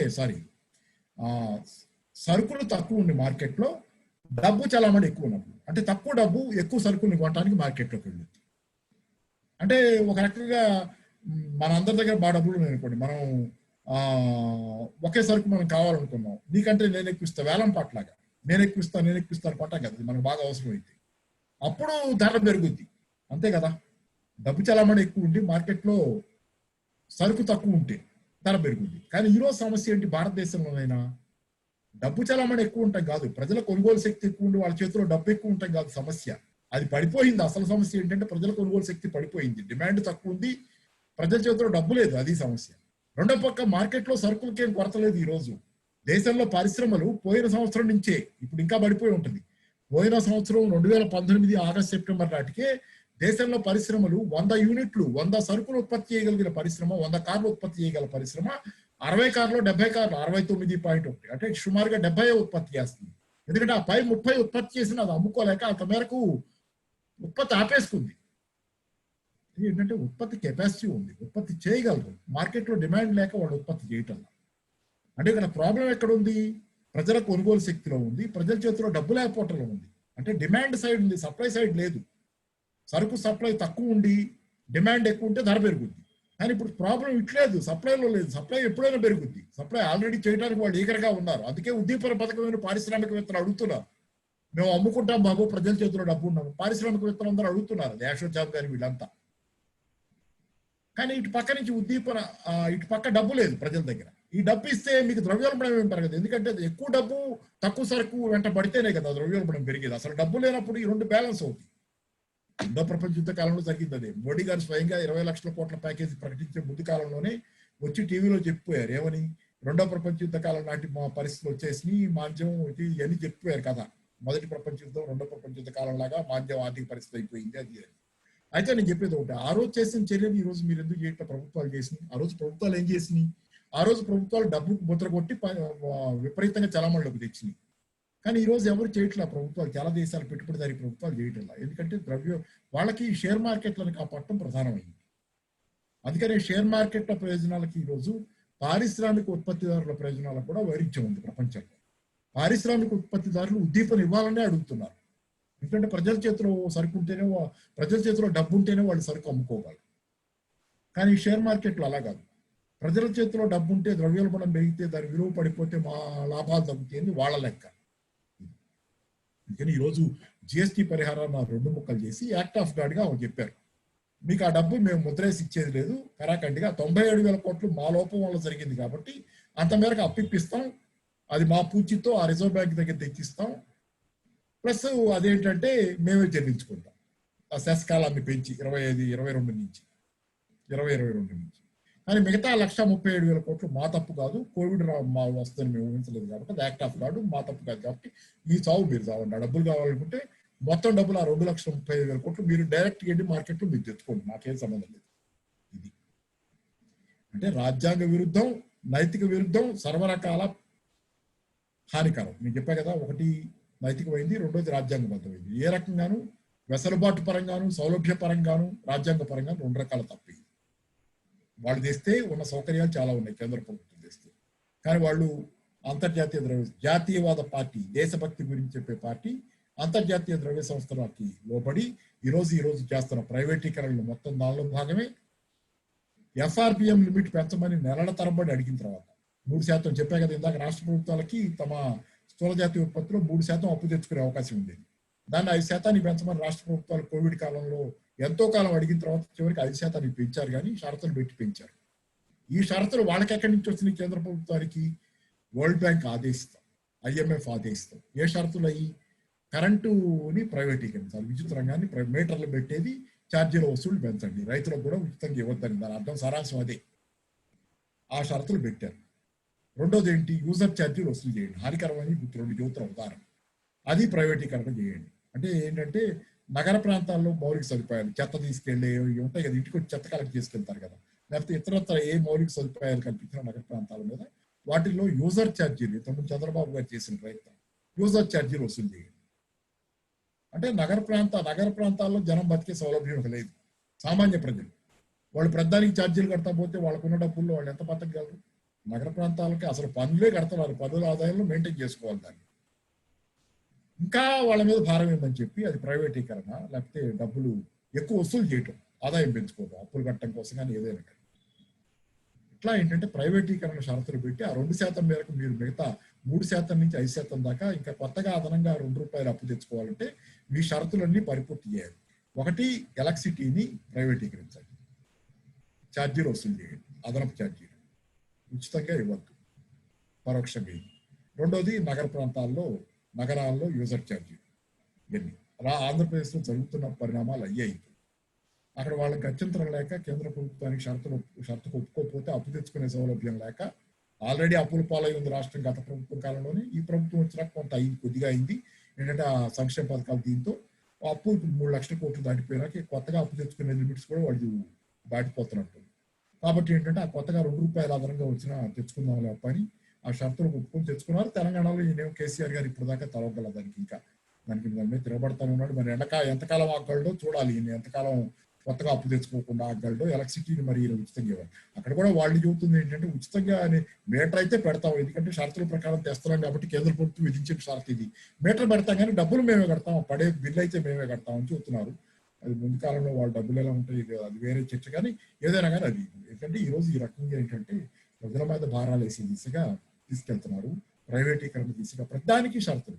మీరు 15th ఫైనాన్స్ కమిషన్ ఉంది, 14th ఫైనాన్స్ కమిషన్ చెప్పారు కదా, ప్రతి 5 సంవత్సరాలకి ఒకసారి ఫైనాన్స్ కమిషన్ వేస్తారు. రాష్ట్రాలు కేంద్రం ఆదాయం ఎలా పంచుకోవాలి, వచ్చిన ఆదాయం అనేది ఆ 5 సంవత్సరాల కాలానికి అది నిర్ణయాలు చేస్తుంది, ఎలా ఆదాయం పంచుకోవాలనేది. 14th ఫైనాన్స్ కమిషన్ ఉండగా 42% వాటా రాష్ట్రాలకు వచ్చేది ఆదాయం, అది నిర్ణయించింది. మొత్తం కేంద్రానికి వెళ్ళిన దానిలో డెవల్యూషన్ అంటారు, రాష్ట్రాలకి 42% వాటా ఇవ్వాలని. సరే అంత ఇవ్వాల, బీజేపీ వచ్చినాక మరీ ఇచ్చేది తగ్గిపోయింది, రకరకాలుగా చేశారు. సరే ఇప్పుడు 15th ఫైనాన్స్ కమిషన్కి మొన్న ఇప్పుడు అమల్లోకి వచ్చింది అనుకుంటా. అది దీనికి ముందు చర్చలు జరుగుతున్నప్పుడు అసలు ఎలా చేయాలి వాటాలు ఇవన్నీ రాష్ట్ర ప్రభుత్వాలతో చర్చలు కమిషన్ వాళ్ళు చర్చలు జరుగుతున్నప్పుడు టర్మ్స్ ఆఫ్ రిఫరెన్స్ అంటారు, TOR టర్మ్స్ ఆఫ్ రిఫరెన్స్ కేంద్రం ఇచ్చింది ఏంటంటే ఈ అంశాల మీద దృష్టి పెట్టండి అని ఇచ్చింది ఆ 15th ఫైనాన్స్ కమిషన్కి. ఆ అంశాల మీద దృష్టి ఏంటంటే కేంద్ర ప్రభుత్వం రాష్ట్ర ప్రభుత్వానికి ఇచ్చే డబ్బు దేని మీద ఆధారపడి ఉంటుందంటే అది సంక్షేమ పథకాలని తగ్గించుకున్న దాన్ని బట్టి కూడా వాటికి వచ్చే డబ్బు పెరగటమా తగ్గటమా ఉంటుందని చూడండి మీరు టర్మ్స్ ఆఫ్ రిఫరెన్స్ అవి కూడా. అంటే రాష్ట్ర ప్రభుత్వాలు సంక్షేమం ఇస్తున్న రాష్ట్ర ప్రభుత్వాలు ఆ సంక్షేమం మీద కోత పెట్టుకుంటే ఎక్కువ ఆదాయం వస్తుంది వాటికి కేంద్రం నుంచి డబ్బు వస్తుంది. ఇట్లా పరోక్షంగా కూడా రాష్ట్ర ప్రభుత్వాలు చేసే సంక్షేమ పథకాల మీద లిమిట్స్ పెట్టాలనే ప్రయత్నం మొదలుపెట్టారు. కానీ ఇక్కడ ఒకటే చెబుతున్నా, ఇది కూడా రాజ్యాంగం. ఒకటి, కేంద్రంలో మన రాజ్యాంగం ప్రకారం మనది ఫెడరల్ దేశం. ఫెడరల్ అంటే మామూలు మాట తెలుగు సరే అయితే మామూలుగా గుర్తుంటుంది కానీ మర్చిపోయింది. ఫెడరల్ రాష్ట్రం అంటే ఫెడరల్ దేశం అంటే రాష్ట్రాలకు కూడా హక్కులు ఉన్నాయి. కేంద్రంతో పాటు రాష్ట్రాలకు కూడా వాటి స్వతంత్ర హక్కులు వాటికి ఉన్నాయి. ఇప్పుడు కానీ దీని ప్రకారం ఇక్కడ జరుగుతుంది ఏంటి, ఉదాహరణ తెలంగాణ చెప్తాను. ఉదాహరణ తెలంగాణలో చాలా పెద్ద ఎత్తున కేంద్ర ప్రభుత్వంలో 350 సీట్ల పైగా కేంద్రంలో బీజేపీ అధికారంలోకి వచ్చింది. సరే ఈవీఎంలా ఈ పక్కన పెట్టి ఏదైనా మామూలుగా వచ్చింది అనుకున్నాం, 350 సీట్ల పైన వచ్చింది. తెలంగాణ నుంచి కూడా 4 సీట్లు ఇచ్చారు బీజేపీ ఎంపీ సీట్. కానీ తెలంగాణ రాష్ట్రంలో జరిగిన స్థానిక ఎన్నికల్లో అంటే అసెంబ్లీ ఎన్నికల్లో ఒక్క స్థానమే వచ్చింది బీజేపీ. ఎందుకు? సరే ఏ కారణమైనా ప్రజలు టీఆర్ఎస్కి ఓటు వేయాలనుకున్నారు, వేశారు. ఎందుకు? స్థానికంగా వాళ్ళు చూసింది ఏంటంటే టీఆర్ఎస్ మేనిఫెస్టోను వాళ్ళ సంక్షేమము ఇంకోటి దానికో రాష్ట్ర ప్రజలు ఇష్టపడి ఓటేశారు. అంతే అనుకోవాలి కదా. అంటే స్థానికంగా ఒకళ్ళకి ఓటేస్తున్నారు. మన దేశ ప్రజల సంప్రదాయం కూడా అదే, గొప్ప సంప్రదాయం ఇది. ఫెడరలిజం తెలిసినటువంటి ప్రజలు చదువుకోకపోయినా వీళ్ళకి ఫెడరల్ హక్కులు తమ ఏది చేస్తే ఏది మంచిదో తెలిసిన వాళ్ళు ప్రజలు తమకి ఏది మంచిదో. కేంద్రంలో వాళ్ళు ఉండాలనుకున్నారు, మంచిగా చెడైనా సరే అది తర్వాత చర్చ. వాళ్ళు ఉండాలనుకున్నారు, వాళ్ళకి వేశారు. రాష్ట్రంలో వీళ్ళైతే మనకి బాగుంటుంది అనుకున్నారు, వీళ్ళకి ఓటేశారు. మరి రాష్ట్రంలో వీళ్ళైతే బాగుండాలని వీళ్ళకి ఓటేసింది ఎందుకు? వాళ్ళ సంక్షేమ పథకాలు చూసి వాళ్ళకి ఓటేశారు. ఆంధ్రప్రదేశ్లో జగన్కైనా ఇక్కడ టీఆర్ఎస్కైనా ఓటేసినప్పుడు మీరు వీళ్ళు సంక్షేమం అమలు చేయకుండా ఉంటే వీళ్ళకి డబ్బులు ఎక్కిస్తామని ఫైనాన్స్ కమిషన్ రిఫరెన్స్ లో టర్మ్స్ ఆఫ్ రిఫరెన్స్ లో పెడితే మీ ఉద్దేశం ఏంటి? అంటే అందరూ మీలాగే మీ మూసపోత చట్టంలో ఉంటే ఇదిగా ఫెడరల్ రాజ్యాంగం ఎలా అవుద్ది? రాష్ట్రాలకు హక్కులే ఉంటాయి. కేంద్ర ప్రభుత్వం మొత్తం రోడ్ రోలర్ తొక్కేసినట్టు రాష్ట్రాల అధికారాలను తొక్కేస్తుంది. రాష్ట్రాల్లో రకరకాల ప్రభుత్వాలను ఎన్నుకుంటారు. తమిళనాడులో ఒకళ్ళు కోటేసుకుంటారు, కేంద్రంలో కాంగ్రెస్ కేసినా కానీ తమిళనాడులో డిఎంకేకో అన్నాడీఎంకో కేసుకుంటారు. ఈ సంప్రదాయం మనకు ఉంది. రాష్ట్రాల్లో వాళ్ళు కోరుకునే హక్కులు వాళ్ళకి కావాల్సినవి వాళ్ళు అక్కడ తీసుకునే మాకు కావాల్సినవి అనుకుంటారు. దీన్ని మొత్తాన్ని మీరు సర్వనాశనం చేయడానికి ప్రయత్నం కూడా ఈరోజు జిఎస్టీ అమలు రూపంలో తెచ్చిన దానిలో చేస్తున్న పోతా పని, ప్రైవేటీకరణ క్రమంలో కానీ ఇతరత్ర కానీ బలవంతంగా వృద్ధి క్రమం.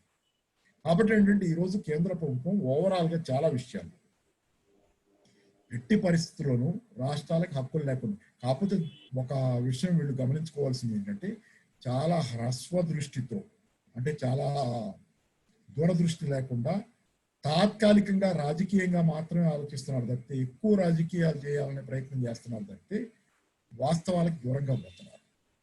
దీనిలో ఏంటంటే ఉదాహరణ, ఈరోజు దేశం రోజు రోజుకి సమస్యలు పెరిగిపోతున్నాయి, ప్రజల్లో అసంతృప్తి ఆందోళన పెరుగుతున్నాయి. ఈ దశలో ఎవరైనా కానీ తమతో పాటు ఈ ఆందోళనకి టార్గెట్లుగా ఉండడానికి ఇంకా నలుగురు ఎంచుకుంటారు తప్పితే మొత్తం అధికారాన్ని కేంద్రీకరించుకొని తన ఒక్కడే టార్గెట్ అయ్యేటట్టుగా చేసుకోరు. కానీ కేంద్ర ప్రభుత్వం ఇప్పటికి కూడా తన పాత ధోరణి వదిలిపెట్టకుండా అధికారం మొత్తం కేంద్రీకరించుకునే ప్రయత్నం చేసుకుంటా పోవటం ద్వారా తన ఎజెండాలో భాగంగా ఈరోజు అందరి హక్కులు అది హరించి వేస్తుందని ప్రజలకు అర్థమైపోయిన తర్వాత అన్నిటికీ కేంద్రం వైపే చూడాలి, మొత్తం కేంద్రం చేతిలోనే ఉన్నదనేది రాజకీయాల పరంగా కూడా కేంద్రంలో ఆడిస్తే కర్ణాటకలో ప్రభుత్వం కూలుద్దా, మధ్యప్రదేశ్లో ప్రభుత్వం కూలుద్దా, లేకపోతే రాజస్థాన్లో కూలే ప్రయత్నం జరుగుద్దా అనే సందేహాలు ప్రజలకు వస్తున్న కాలంలో, ఆర్థికంగా కూడా ఇదే జరుగుతుందని ప్రజలకు అర్థమవుతున్న కాలంలో మీరు మొత్తం టార్గెట్ అవ్వడానికి మీరు నిర్ణయించుకున్నారు ప్రజల ఆగ్రహాన్ని. సరే అది లోపం. సరే ఏదైనా ఏమైనా ఈరోజు జరుగుతున్న క్రమంలో మొత్తంగా ఈరోజు జాతీయవాదం, స్వదేశీ నినాదాలు, ఆత్మనిర్భర్ భారత్లు ప్రజలకి చెప్పడానికి మాత్రమే. దీని వెనక జరుగుతుంది అదానీలకు ఎయిర్పోర్ట్లు కట్టబెట్టడం దగ్గర నుంచి దేశ సంపద కట్టబెట్టడం మొత్తం దాకా. అదానీ అంబానీల ఆస్తులు ఈ మధ్యకాలంలో వాట్సాప్ లో కూడా వచ్చినాయి, పేపర్లో వచ్చినట్టు కూడా ఉంది. ఈ 3 నెలల కోవిడ్ కాలంలో వాళ్ళ ఆస్తి ఎంత పెరిగింది, పేద ప్రజలు సామాన్య జనం ఎంత సంపద కోల్పోయారు, వాళ్ళ ఆస్తి పెరిగింది సంక్షోభ కాలంలో కూడా. ప్రపంచంలో ధనవంతుల జాబితాలో పై స్థాయికి ఎదిగాడు అంబానీ. అదానీ ఎయిర్పోర్ట్లు కొంటున్నాడు వేగంగా. ఇది జరుగుతుంది. దయచేసి నేను మిత్రులు చెబుతుంది ఒకటి, ఈరోజు ఏంటంటే ఈ ప్రభుత్వం పనిచేస్తుంది ప్రజాహితానికి వ్యతిరేకంగా, ఫెడరలిజానికి వ్యతిరేకంగా, సమస్త రాజ్యాంగ విలువలకి వ్యతిరేకంగా పనిచేస్తుంది. కేవలం పెట్టుబడిదారుల కోసం, దేశీయ పెట్టుబడిదారుల కోసం పనిచేస్తుంది. రెండో పక్కన అంతర్జాతీయ ద్రవ్య సంస్థల కోసం, అమెరికాలో సంక్షోభాన్ని పరిష్కరించుకోవడం కోసం ఈయన కష్టపడుతున్నారు మోడీ గారు నిజం చెప్పాలంటే. ఎందుకంటే ఆయన H1B వీసాలు ఏంటో ఇవ్వను అంటే ఈయన మాట్లాడరు. ఆయన మీ దేశం నుంచి వచ్చే జనరలైజ్డ్ సిస్టమ్ ఆఫ్ ప్రిఫరెన్సెస్ అనేది ఒకటి ఉండేది, GSP అని. దాని కింద సుమారుగా 2000 రకాల సరుకులు గత నుంచి 70 నుంచి మనం జీరో ట్యాక్స్ తో మనం అమెరికాకి ఎగుమతి చేసుకోవడానికి అప్పుడు మనకు అనుమతి ఇచ్చారు. చాలా పెద్ద దేశాలకు ఇచ్చినట్టే మనకు కూడా GSP కింద మనకి 2000 రకాల సరుకులు మనం అమెరికాకి ఎగుమతి చేసుకోగలిగాం. 0% పడేది దాని మీద ట్యాక్స్. దానివల్ల ఏంటంటే విదేశాల నుంచి వచ్చే సరుకుతో మన పోటీ ఈజీ ఉండేది, ట్యాక్స్ ఉండదు కదా, తక్కువ ధరకు దొరికే మన సరుకు. అది తీసేశాడు. అలాగే ఈరోజు భారతదేశంతో ఎగుమతి దిగుమతుల్లో ఉండే దానిలో అమెరికా నుంచి మనం దిగుమతి చేసుకునే దానికంటే మనం ఎగుమతి ఎక్కువ చేసేవాళ్ళం. కానీ ఈ గ్యాప్ కూడా తగ్గిపోతుంది ఈరోజు. ఎందుకంటే అమెరికా నుంచి దిగుమతులు పెంచమని ఒత్తిడి పెడుతున్నాడు మన దాని దేశాల మీద. దిగుమతులు పెంచుకోమని, మనం దిగుమతి చేసుకోమని పెంచుతున్నాడు ఒత్తిడి. దాంతో మనం ఆయుధాల కొనుగోలు కానీ ఇతరత్ర కానీ పెంచేసి, ఆయిల్ కోసం కూడా ఇరాన్ మన మిత్ర దేశాన్ని కూడా అమెరికా శాంక్షన్లు పెడితే దాన్ని కూడా దూరం తీసుకుని అక్కడి నుంచి ఆయిల్ కొనుగోలు చేయటం, ఇతర దేశాలు చైనా లాంటి ఎట్లా పట్లా చేసుకుంటున్నా దాన్ని కూడా ఎంత చిరకాల మిత్ర దేశం ఇరాన్ని కూడా పక్కన పెట్టి మనం అమెరికాలో ఆయిల్ తయారు ఉత్పత్తి మొదలైతే గత కొద్ది సంవత్సరాలుగా ఆయిల్ కొనడానికి వాళ్ళ దగ్గరికి ఉంటే వాళ్ళకి లాభం. ఎందుకంటే అమెరికా సంక్షోభంలో ఉంటే భారతదేశంలో మోడీ గారు బాధపడుతున్న పరిస్థితి కనపడుతుంది. బీజేపీ అమెరికా సంక్షోభం ఉండకూడదు, పెట్టుబడిదారీ వ్యవస్థ సంక్షోభంలో ఉండకూడదు, పెట్టుబడిదారీ వ్యవస్థకి పెద్దన్న అమెరికా అని పతనం నుంచి కాపాడాలి. కాపాడితేనే ప్రపంచంలో పెట్టుబడిదారీ వ్యవస్థకి పొడుగు ఉంటుంది, నీడ ఉంటుంది. కాబట్టి దాన్ని కాపాడుకోవాలనే ప్రయత్నంలో భాగంగా అమెరికాలో సంక్షోభాన్ని భారతదేశానికి దిగుమతి చేస్తున్నారు. అమెరికా వాడి సంక్షోభంలో బయటపడటానికి దాని నుంచి ఉడతా భక్తిగా వీళ్ళు చేయగలిగి చేసుకొస్తా భారతదేశ ఆర్థిక వ్యవస్థ మీద భారాలు మోపుతున్నారు. అలాగే అంతర్జాతీయ ద్రవ్య సంస్థలు విధించిన పరిమితిని మనలాంటి దేశమే 2 రోజుల క్రితం మొన్నే వచ్చిన వార్త, ఇండోనేషియా దేశం ఎదురు తిరుగుతా టర్కీ దేశం అవి డబ్బులు ముద్రిస్తున్నాయి, చలామణిలో పెడుతున్నాయి. ఫిస్కల్ డెఫిసిట్ ఇట్లాంటి పనికిరావు మన దగ్గరని ఎర్డోగాన్ టర్కీలో డబ్బులు ముద్రేస్తున్నాడు, చలామణి పెంచుతున్నాడు, ప్రజల కొనుగోలు శక్తి పెంచే ప్రయత్నం చేసి టర్కీలో ఆర్థిక పతనం కోవిడ్ కాలంలో తక్కువే ఉంది, చాలా తక్కువ ఉంది మనకంటే కూడా. అలాగే ఇండోనేషియా ఇప్పుడు కొత్తగా నిర్ణయం తీసుకుంది, దాని బ్యాంక్ ఆఫ్ ఇండోనేషియా అంటారు, దాని కేంద్ర బ్యాంక్ మన రిజర్వ్ బ్యాంక్ లాగా, అది కూడా నిర్ణయం తీసుకుంది. ఏమంటే ద్రవ్యోల్బణం కట్టడి చేయటమే కాదు ఇక్కడి నుంచి మన పని, మన బ్యాంక్ ఆఫ్ ఇండోనేషియా ఇక్కడి నుంచి చేయాల్సిన పని ఏంటంటే ఈ దేశంలో ఆర్థిక అభివృద్ధి కోసం ఖర్చు పెంచే మార్గం చూడటం, డబ్బులు ముద్రేసే పని పెంచడం. అలాగే ఏంటంటే నిరుద్యోగాన్ని పరిష్కరించే పని కూడా దీందే. బ్యాంక్ ఆఫ్ ఇండోనేషియాకి ద్రవ్యోల్బణం కట్టడి చేయటమే కాదు, అది పక్కన పెట్టండి కాసేపు, ఆర్థిక వృద్ధి ప్లస్ నిరుద్యోగ పరిష్కారం దీని పనులు అని కొత్తగా మ్యాండేట్ లో చేర్చారు. అంటే అంతర్జాతీయ ద్రవ్య సంస్థల్ని ఎదురు తిరిగి మరి ఆర్థిక వృద్ధి జరగాలన్నా, ద్రవ్యోల్బణం ఈరోజు నిరుద్యోగం పరిష్కారం కావాలన్నా ప్రభుత్వం డబ్బులు ఖర్చు పెడితే కొనుగోలు శక్తి పెరిగి ఆర్థికంగా కోలుకుంటుంది ఆర్థిక వ్యవస్థ. కొనుగోలు పెరిగితే, మార్కెట్లో అమ్మకాలు పెరిగితే, పరిశ్రమలు మళ్ళీ కోలుకుంటే, ఉద్యోగాలు మళ్ళీ వస్తే ఆర్థిక వ్యవస్థ కోలుకుంటుంది. దానికోసం ఇండోనేషియా లాంటి దేశం తన బ్యాంక్ ఆఫ్ ఇండోనేషియా మ్యాండేట్ లో, దాని ఆదేశాల్లో ఈ 2 చేర్చుకుంది. కానీ మనం ఇంకా బానిస మనస్తత్వంతో వ్యవహరిస్తున్న తీరు, స్వదేశీ అనేది కేవలం మాటలకే ఉన్న తీరు, భారతదేశాన్ని ఈరోజు అంతర్జాతీయ ద్రవ్య సంస్థలకి, అమెరికా ప్రయోజనాలకి వదిలేస్తున్నటువంటి, కట్టబెడుతున్నటువంటి తీరు రోజు నడుస్తుంది. దానిలో భాగంగానే ఇప్పుడు జరుగుతున్న ప్రైవేటీకరణలు, GST లోటు భర్తీ చేయడానికి కూడా డబ్బు ఇవ్వడానికి వెనకాడుతున్నటువంటి తీరు, తన చేతిలో అధికారాలు పెట్టుకొని రిజర్వ్ బ్యాంక్ దగ్గర నుంచి తెచ్చి ఇవ్వగలిగిన శక్తిని పెట్టుకుని కూడా ఆ ఖర్చుని భరించడానికి సిద్ధంగా లేని తీరు. ఇవన్నీ ఏంటంటే ఈరోజు ఈ దేశంలో నడుస్తున్న సంస్కరణల క్రమంలో భాగంగా 90లో తెచ్చినప్పుడు అప్పులు మనం ఒప్పుకున్నప్పుడు 1990లో మన సంస్కరణ మొదలుపెట్టినప్పుడు ప్రపంచీకరణ, సరళీకరణ, ప్రైవేటీకరణ, ఆ సంస్కరణ షరతుల్లో భాగంగా వచ్చిన అన్ని అమలు జరుపుతా ఆ సంస్కరణలో భాగంగానే పొదుపు చర్యలు, సాధ్యమైనంత డబ్బు మిగిల్చేది. నిన్నగాక మొన్న ఒక కొత్త ఆదేశం కూడా వచ్చినప్పుడు ఏంటంటే, అది మళ్ళీ కాదని ఏదో చెప్పారు, ఏంటంటే కొత్తగా రిక్రూట్మెంట్ అయ్యి చేయొద్దు ప్రభుత్వ శాఖల్లో అని చెప్పి ప్రభుత్వం ఆదేశం, కేంద్ర ప్రభుత్వం ఆదేశించింది. ఇది కూడా పొదుపు చర్యల్లో భాగం. అలాగే ఏంటంటే ఈరోజు చాలా చర్యలు, ప్రతిదీ పొదుపు చర్యలు. ప్రపంచంలో ఇక ప్రజల్ని ఏ రకంగా హింస పెట్టైనా పర్వాలేదు కానీ మా అప్పులు కట్టాలి, ప్రపంచ ద్రవ్య సంస్థ అంటే ఒక బానిస ఇదిలో మనది ఈ బీజేపీ తన సొంత ఎజెండా కూడా కాదు ఇది. దయచేసి ఏంటంటే బీజేపీకి సొంత ఎజెండా ఉన్నా చాలా గౌరవించాల్సిన అవసరం ఉంది. స్వదేశీ అనే దాన్ని కూడా కొంతగా వాళ్ళ రూపంలో కాకపోయినా మనం కొంతగా ఆహ్వానించే వాళ్ళం. స్వావలంబన ఈ దేశ సార్వభౌమాధికారాన్ని కాపాడటం అనే ఎజెండా ఉంటే దాన్ని కొంతైనా ఆహ్వానించే వాళ్ళం. అది నిజంగా మితవాద పక్షంగా ఉన్నా, జాతీయవాద పక్షంగా, జాతి సంక్షేమం కోరే పక్షంగా ఉన్నా దాన్ని కొంతమేరకైనా మనం అంగీకరించగలిగే వాళ్ళం. కానీ ఈరోజు పరాధీన భారతదేశంగా దీన్ని మార్చడంలో బీజేపీ పాత్ర చాలా పెద్దది. దాని స్వదేశీ ఆత్మనిర్భర్ భారత్ అన్ని ముసుగులు మాత్రమే. కాబట్టి ఈ రోజు జరుగుతున్న పరిణామాలన్నిటికీ ఏ రాష్ట్ర ప్రభుత్వాన్ని ఇక్కడ నిందించలేని పరిస్థితి. ఎందుకంటే వీళ్ళ రాజకీయాలు తప్పని కాదు, వీళ్ళ రాజకీయాలు కూడా తప్పే. వీళ్ళకి పరిమితులు వీళ్ళకి చాలా ఉన్నాయి. ఒక్కొక్కళ్ళలో రిలేటివ్ గా మోతాదుల్లో తేడా, ప్రజా వ్యతిరేకతలు బట్టి అనుకూలత కొంత భాగం కొన్ని రాష్ట్రాలు కొన్ని సంక్షేమం చేయాలనేది. కాబట్టి ఏంటి ఈరోజు కేంద్ర ప్రభుత్వం సమస్త విధాల వ్యవస్థను సర్వనాశనం చేసే వాళ్ళు అంతర్జాతీయ దీనిలో జరుగుతున్న పరిణామాలు. ఎల్లుండి జిఎస్టి సంబంధించి రాష్ట్రాల హక్కులకు సంబంధించి ఫెడరలిజానికి సంబంధించి పాల్గొనే ఆందోళన కానీ జరిగే ఆందోళన కానీ ఈరోజు కేవలం భారతదేశంలో రాష్ట్రాల హక్కులకు సంబంధించిందో లేకపోతే ఇతరత్ర ఆర్థిక అంశాలే కాదు. ఈ దేశ సార్వభౌమ అధికారం, ఈ దేశ స్వాతంత్ర్యం, ఈ దేశ స్వతంత్ర నిర్ణయాధికార హక్కులకి ఈ దేశంగా కాళ్ళ మీద నిలబడే హక్కుకి సంబంధించినటువంటి పోరాటం. ఒక రకంగా చెప్పాలంటే ఇది జిఎస్టీ కోసం, జిఎస్టీ డబ్బుల కోసం అడగటమే కాదు. ఈ దేశంలో ఆర్థిక స్వతంత్రం, ఈ దేశానికి మా స్వతంత్రం మాకు ఉండాలి, మా డబ్బు మా కరెన్సీ మా ఇష్టం, అవసరమైతే ముద్రేసుకుంటాం, ఈ దేశ ఆర్థిక వ్యవహారాలు మా ఇష్టం అని మనం ప్రపంచంలో అందరికీ చెప్పగలిగే దానికోసం మరొక ఆర్థిక స్వాతంత్ర పోరాటంగా, రాజకీయంగా స్వాతంత్రం వచ్చింది అనుకోవచ్చు, కానీ ఆర్థిక స్వాతంత్ర ప్రకటనగా కూడా దీన్ని ఖచ్చితంగా భావించాల్సిన అవసరం ఉందని చెబుతా. ఎవరికైనా సందేహాలు ఉంటే చెప్తా. ధన్యవాదాలు. Thank you.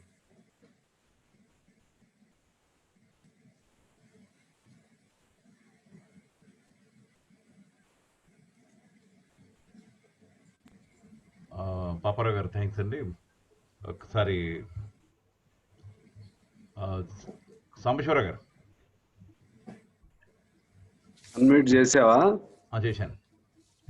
ఎందుకంటే అది ఫేస్బుక్ మీద కొంచెం డిస్టర్బెన్స్ అవుతుంటుందని నేను అన్మ్యూట్ చేస్తుంటాను. ఓకే, మాట్లాడండి. పాపారావు గారికి ధన్యవాదాలు. చాలా బాగా నేను విన్న మేరకు అయితే చాలా బాగా క్లాస్ ఉంది, కానీ మొత్తం వినడానికి నాకు సాధ్యం కాల. కారణం ఏంటంటే టెక్నికల్ ప్రాబ్లం. జూమ్లో అసలు మాకు వినపడట్లేదు. మిమ్మల్ని డిస్టర్బ్ చేయొద్దని ఎక్కువ మంది ఫేస్బుక్లో వింటున్నారు కాబట్టి వాళ్ళకి బాగానే ఉంది. మళ్ళీ మా ఇద్దరు ముగ్గురు కోసం మిమ్మల్ని ఎందుకు డిస్టర్బ్ చేయాలని మధ్యలో నేను ఫేస్బుక్ పెట్టుకున్నా. ఫేస్బుక్ పెట్టుకున్నప్పుడు చాలా బాగుంది. ఎక్కడో ఈ టెక్నికల్ ఏదో ప్రాబ్లం ఉంది. మళ్ళీ మీకు మాట్లాడాలి కాబట్టి మళ్ళీ జూమ్లోకి వచ్చా. ఇప్పుడు నేను ఆ ఇబ్బంది ఉంది. ఏదేమన్నా నాకైతే మీరు చక్కగా తెలంగాణ అదే మన రాష్ట్రాలకి గాడ్ యాక్ట్ కి సంబంధించి వాడు సగం డబ్బులు దాన్ని క్యాన్సిల్ చేసి ఆ సగం మీరు అప్పులు తీసుకోండి అని చెప్పడం వెనుక రీజనింగ్ మాకు అర్థం కాల. వాళ్ళు మేమే చెల్లిస్తామని వాళ్ళు అన్నారు. మీరు దాని వివరణ బాగా ఇచ్చారు. అంటే ఇక్కడ అర్థం ఏంటంటే వీళ్ళు అప్పులు తీసుకుంటే ఇప్పుడు జిఎస్టీ లాగానే అయింది. వీళ్ళ భయం ఏంటంటే ఒకటి నీకు ఆ లిమిట్ పెరిగిద్ది, మళ్ళీ కొత్త అప్పులు చేయలేరు ఒకటి. రెండో ప్రాబ్లం ఏంటంటే మీరు చెప్పినా నాకు కొంత క్లారిటీ వచ్చింది, మరలా నేను మీ దృష్టికి తీసుకొస్తున్నా. రెండో ప్రాబ్లం ఏంటంటే మీరు అప్పులు తీసుకోండి మేమే చెల్లిస్తామనే మాట ఉందే. మీరు జిఎస్టీ మాకు కట్టండి మళ్ళీ మీకు ఇస్తామని ఇప్పుడు ఏ ఇబ్బంది పెట్టారో ఆ పద్ధతుల్లో మళ్ళా నీకు ఏదన్నా డిజాస్టర్స్ లేకపోతే ఇంకేదో వస్తాయి, నేను కట్టలేకపోతున్నాం అంటారు. మళ్ళీ భారం అంతా ఎడమే పడుతుంది. ఒక్క నిమిషం కంప్లీట్ ఏమనుకోకండి, నేను మ్యూట్లో లేను ఏం లేదు. అక్కడ ఏంటంటే రెండు పెట్టారు, రెండు ముక్కలు చేశారు. దాన్ని మొత్తం ఇవ్వాల్సిన పరిహారం లోటు వచ్చేది 2,35,000 కోట్ల లోటు వస్తుంది. ఆ 2,35,000 కోట్ల రెండు ముక్కలు చేశారు. ఒక ముక్క 97,000 కోట్ల దాకా. అది మా తప్పు వల్ల, జిఎస్టీ అమల్లో తప్పు వల్ల లోటు కాబట్టి మేము అప్పు తెచ్చిస్తాం మీకు, అది మేమే కడతాం, అది నిజంగానే వాళ్ళే కడతారు దానిలో. కానీ ఇక్కడ నష్టపోయి దానికి ఒప్పుకుంటే 1,35,000 కోట్లు రాష్ట్రాలకి నష్టం వస్తుంది. 2,35,000 కోట్లు అది ఇంకా ఇవ్వాల్సింది, అది మిగిలిపోద్ది కదా. ఆ 1,35,000 కోట్లు దేవుడి చర్య, కోవిడ్ వల్ల జరిగింది కాబట్టి మేము ఏమో అది కూడా కావాలంటే మీరే తెచ్చుకోండి, అప్పు మీరే కట్టుకోండి అంటున్నారు. ఇది గొడవ. 97,000 కోట్ల దాకా అయితే వాళ్ళే కడతారు. నేను అంది అదే చెప్పింది, నేను ఇందాక విన్నాను. ఆ సగం ఇక రద్దు, మా సగం మేము చేసిన తప్పు కింద సగం మేము అప్పు మీరు తీసుకోండి మేము ఇస్తామంటున్నారు. వీళ్ళు ఏమంటున్నారంటే ఆ సగం ఎందుకు రద్దు చేయాలనేది వీళ్ళు రాష్ట్రం వాళ్ళు ఒకటి. ఆ సగం కూడా మీరు ఇచ్చే సగం కూడా మేము ఎందుకు అప్పు చేస్తాం, మీరే అప్పు చేసి మాకు ఇవ్వండి, మొత్తం ఇవ్వండి అనేది వీళ్ళ పాయింట్. నాకు అర్థమైంది అది. అదే పద్ధతిలో మీరు బాగా చెప్పారు, మన ఈ లోటుకు సంబంధించి, రూపీకి సంబంధించి ఇవన్నీ చాలా చక్కగా చెప్పారు. చాలా ఇన్ఫర్మేటివ్ గా ఉంది. మరలా ఇదే క్లాసు ఇంకొద్ది ఎక్కువ మంది మేము ఇన్వాల్వ్ చేస్తాము. మరలా ఎందుకంటే కాంగ్రెస్ కి శక్తి లేదు. ఇవాళ దేశంలో ఉన్న పరిస్థితి ఏంటంటే టోటల్ గా Narendra Modi is a failure in managing the economical matters, managing the financial matters, total గా ఫెయిల్యూర్. ఇప్పుడు కరోనా మీకు తెలిసిందే, మన కూడా మీరు చెప్పారు, కరోనాకు ముందే జీడిపి బాగా డౌన్కి అయ్యి మైనస్లోకి వెళ్ళే పరిస్థితి కూడా వచ్చింది. అంటే కేవలం అతని మాటల గారడి ద్వారా, తర్వాత జాతీయవాదాన్ని రెచ్చగొట్టడం ద్వారా, లేకపోతే ఒకే దేశం, లేకపోతే ఒకే కరెన్సీ, ఈ పద్ధతుల్లో కొంచెం డైలాగులు బాగా, దాన్ని ఏమంటారు, వోకల్ గా బాగా ఆకట్టుకునే పద్ధతుల ద్వారా దీన్ని చివరికి యూనిటరీ వైపు తీసుకెళ్లే ప్రమాదం, ఫెడరల్ సిస్టమ్ నుంచి ఆ వైపు రేపు ఒకే ఎలక్షన్, ఈ పద్ధతుల్లో వెళుతున్నాడు.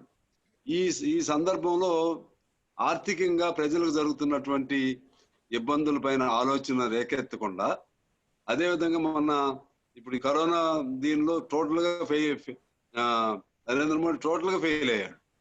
మొదట్లో ఏంటి, 18 రోజుల్లో మహాభారతం యుద్ధం ముగిసింది, మనకి ఎంత, మనం తలుచుకుంటే, లేకపోతే చప్పట్లు కొట్టండి, లేకపోతే ప్లేట్లు మోగించండి, చాలా చాలా చెప్పాడు. ఈయన అంతే చెప్పాడు.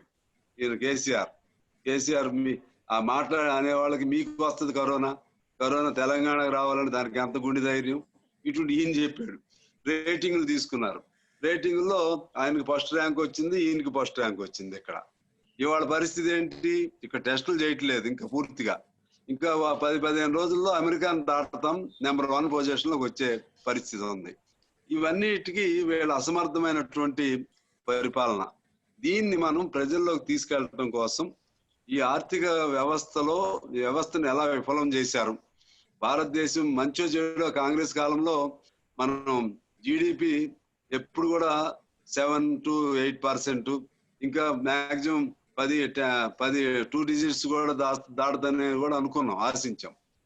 ఆ దశ నుంచి వీళ్ళు మైనస్ లోకి తీసుకెళ్లే పరిస్థితి అనేది చాలా అన్యాయంగా ఉంది. దీన్ని మనం కమ్యూనిస్టులుగా మరింత లోతుగా అధ్యయనం చేసి బాగా ఎక్కువ మందికి ఇటువంటి మీలాంటి మీటింగ్లు చెప్పించాలనే కోరిక మేము అనుకునే మిమ్మల్ని జిఎస్టి అయితే మంచి సబ్జెక్ట్, ఇవాళ అది పెడితే బాగుంటుందని షాడా గారు మేము అందరం అనుకుని మిమ్మల్ని సెలెక్ట్ చేసుకున్నాం. అయితే మరలా ఒకసారి మీటింగ్ దయచేసి ఏమనుకోకండి, ఈసారి ఒక 500 మంది ఉన్న జూమ్ ఉంటది ఒకటి, సుధాకర్ హ్యాండిల్ చేస్తాడు, దానిలో పెట్టి స్టేట్ కౌన్సిల్ ఎక్కువ మందిని చేస్తాం. ఈ సబ్జెక్ట్ మరలా ఒకసారి మీరు చెప్పాలని మిమ్మల్ని కోరుతూ మీకు మనస్ఫూర్తిగా ధన్యవాదాలు తెలియజేస్తూ నమస్కారాలతో సెలవు.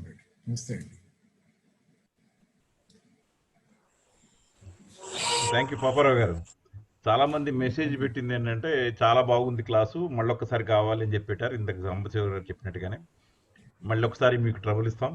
చాలా బాగుంది. నా దగ్గర రికార్డింగ్ ఉంది, కామ్రేడ్స్ వినేవాళ్ళం. యాక్చువల్ గా రికార్డింగ్ ఉంది మా దగ్గర. Thank you. రికార్డింగ్ ఉంది, అంటే లైవ్ లో ఉంటే ఇంకా బాగుంటుంది. ఇప్పుడు రికార్డింగ్ అయితే ఉంది, పనికొస్తుంది. దాన్ని మళ్ళీ ఇంకోసారి 2-3 సార్లు వింటే గానీ సబ్జెక్టు చాలా లోతుకి వెళ్ళడానికి అవకాశం ఉంది. తర్వాత లైవ్ లో మళ్ళీ ఒకసారి పెడతాం మేము అని చెప్పినట్టుగానే. మరి ఒకసారి చాలా మంది నాకు మెసేజ్లు అయితే పెట్టారు, మళ్ళీ మాకు కావాలి, మాకు ఈ క్లాస్ అని. నేను ఫార్వర్డ్ కూడా చేస్తాను, ఈ క్లాస్ రికార్డింగ్ లో ఉంది. సో థ్యాంక్ యూ పాపారావు గారు, చాలా టైం వెచ్చిచ్చారు మాకు, ఇంత వివరంగా చాలా ఎక్కువ వివరాలతో ఇంకా ఇచ్చారు కాబట్టి చాలా థ్యాంక్ యూ మా కమిటీ తరఫున. థ్యాంక్స్ అండి. తర్వాత అందరికీ ఒకసారి చిన్న ప్రకటన ఏంటంటే, రేపు మళ్ళీ ఇదే టైంకి, అంటే రేపు 4 గంటలకి కల్చరల్ ప్రోగ్రామ్స్ స్టార్ట్ అవుతాయి. మళ్ళీ 6 గంటలకి క్లాస్ ఉంటుంది. మళ్ళీ ఇటువంటిదే మన తెలంగాణ నూతన రెవెన్యూ చట్టాలు విశ్లేషణ, జయప్రకాష్ నారాయణ గారితో మనకి లైవ్ ఉంటుంది. సో దాంట్లో అది యాక్చువల్లీ మీరు ప్రశ్నలు దీంట్లో చాలా మంది వేశారు ప్రశ్నలు, అట్లా వేయచ్చు ప్రశ్నలు, మంచి అవసరం ఉంటే ఆయనతో మాట్లాడి చేస్తాను. రేపు అది 6 గంటలకి జయప్రకాష్ నారాయణ గారి లైవ్ ప్రోగ్రామ్ ఉంటుంది. నూతన రెవెన్యూ, తెలంగాణ రెవెన్యూ చట్టాలు విశ్లేషణ. సుధాకర్ టోటల్ Zoom అయితే ఉందండి, జూమ్ పెట్టండి. అదే ఈ రెండు Zoom కనెక్ట్ ఉంది. చేయటం వల్ల ఇప్పుడు ఇవాళ వచ్చిన ప్రాబ్లం వస్తది. టోటల్ గా కామ్రేడ్ ఒకటి పెట్టండి. ఏంటంటే అది- నేను అది మళ్ళీ విడిగా మీతో మాట్లాడతాను, ఎందుకంటే నాకు డిస్టర్బెన్స్ అయ్యి లైవ్కి వెళ్ళే ప్రాబ్లం అవుతుంది. నేను టెక్నికల్ గా తర్వాత చెప్తాను మీకు. నేను ఆ టెక్నికల్ ప్రాబ్లం ఉంటుంది మాకు, నేను చెప్తాను అది తర్వాత మీకు. సో కామ్రేడ్స్, అది దానికి ఏ కనెక్షన్ అనేది రేపు పొద్దున మళ్ళీ పంపిస్తాను. మళ్ళీ ఒకసారి మాట్లాడి సాంబశివరావు గారితో మాట్లాడి నేను చెప్తాను. Thank you very much. అందరికీ మరొకసారి కృతజ్ఞతలు. ప్రజానాట్య మండలి కళాకారులు కూడా ఇవాళ 3:30 గంటల నుంచి 7:40 వరకు everybody was on work only. దాంట్లో ముఖ్యంగా మనకి శ్రీకాంత్, శ్రీమన్, అనిల్, శివరామకృష్ణ, ఫయాజ్ వీళ్ళందరూ కూడా వెనకాల ఉన్నారు. తర్వాత బ్యాక్ స్టేజ్లో, తర్వాత కల్చరల్ టీం కూడా అందరూ కూడా పనిచేశారు. వాళ్ళందరికీ కూడా కృతజ్ఞతలు తెలియజేస్తూ మరొకసారి రేపు కలుద్దామండి. 3వ రోజు మన తెలంగాణ వారోత్సవాల్లో 3వ రోజు రేపు 4 గంటలకు కలుద్దాం. Thank you.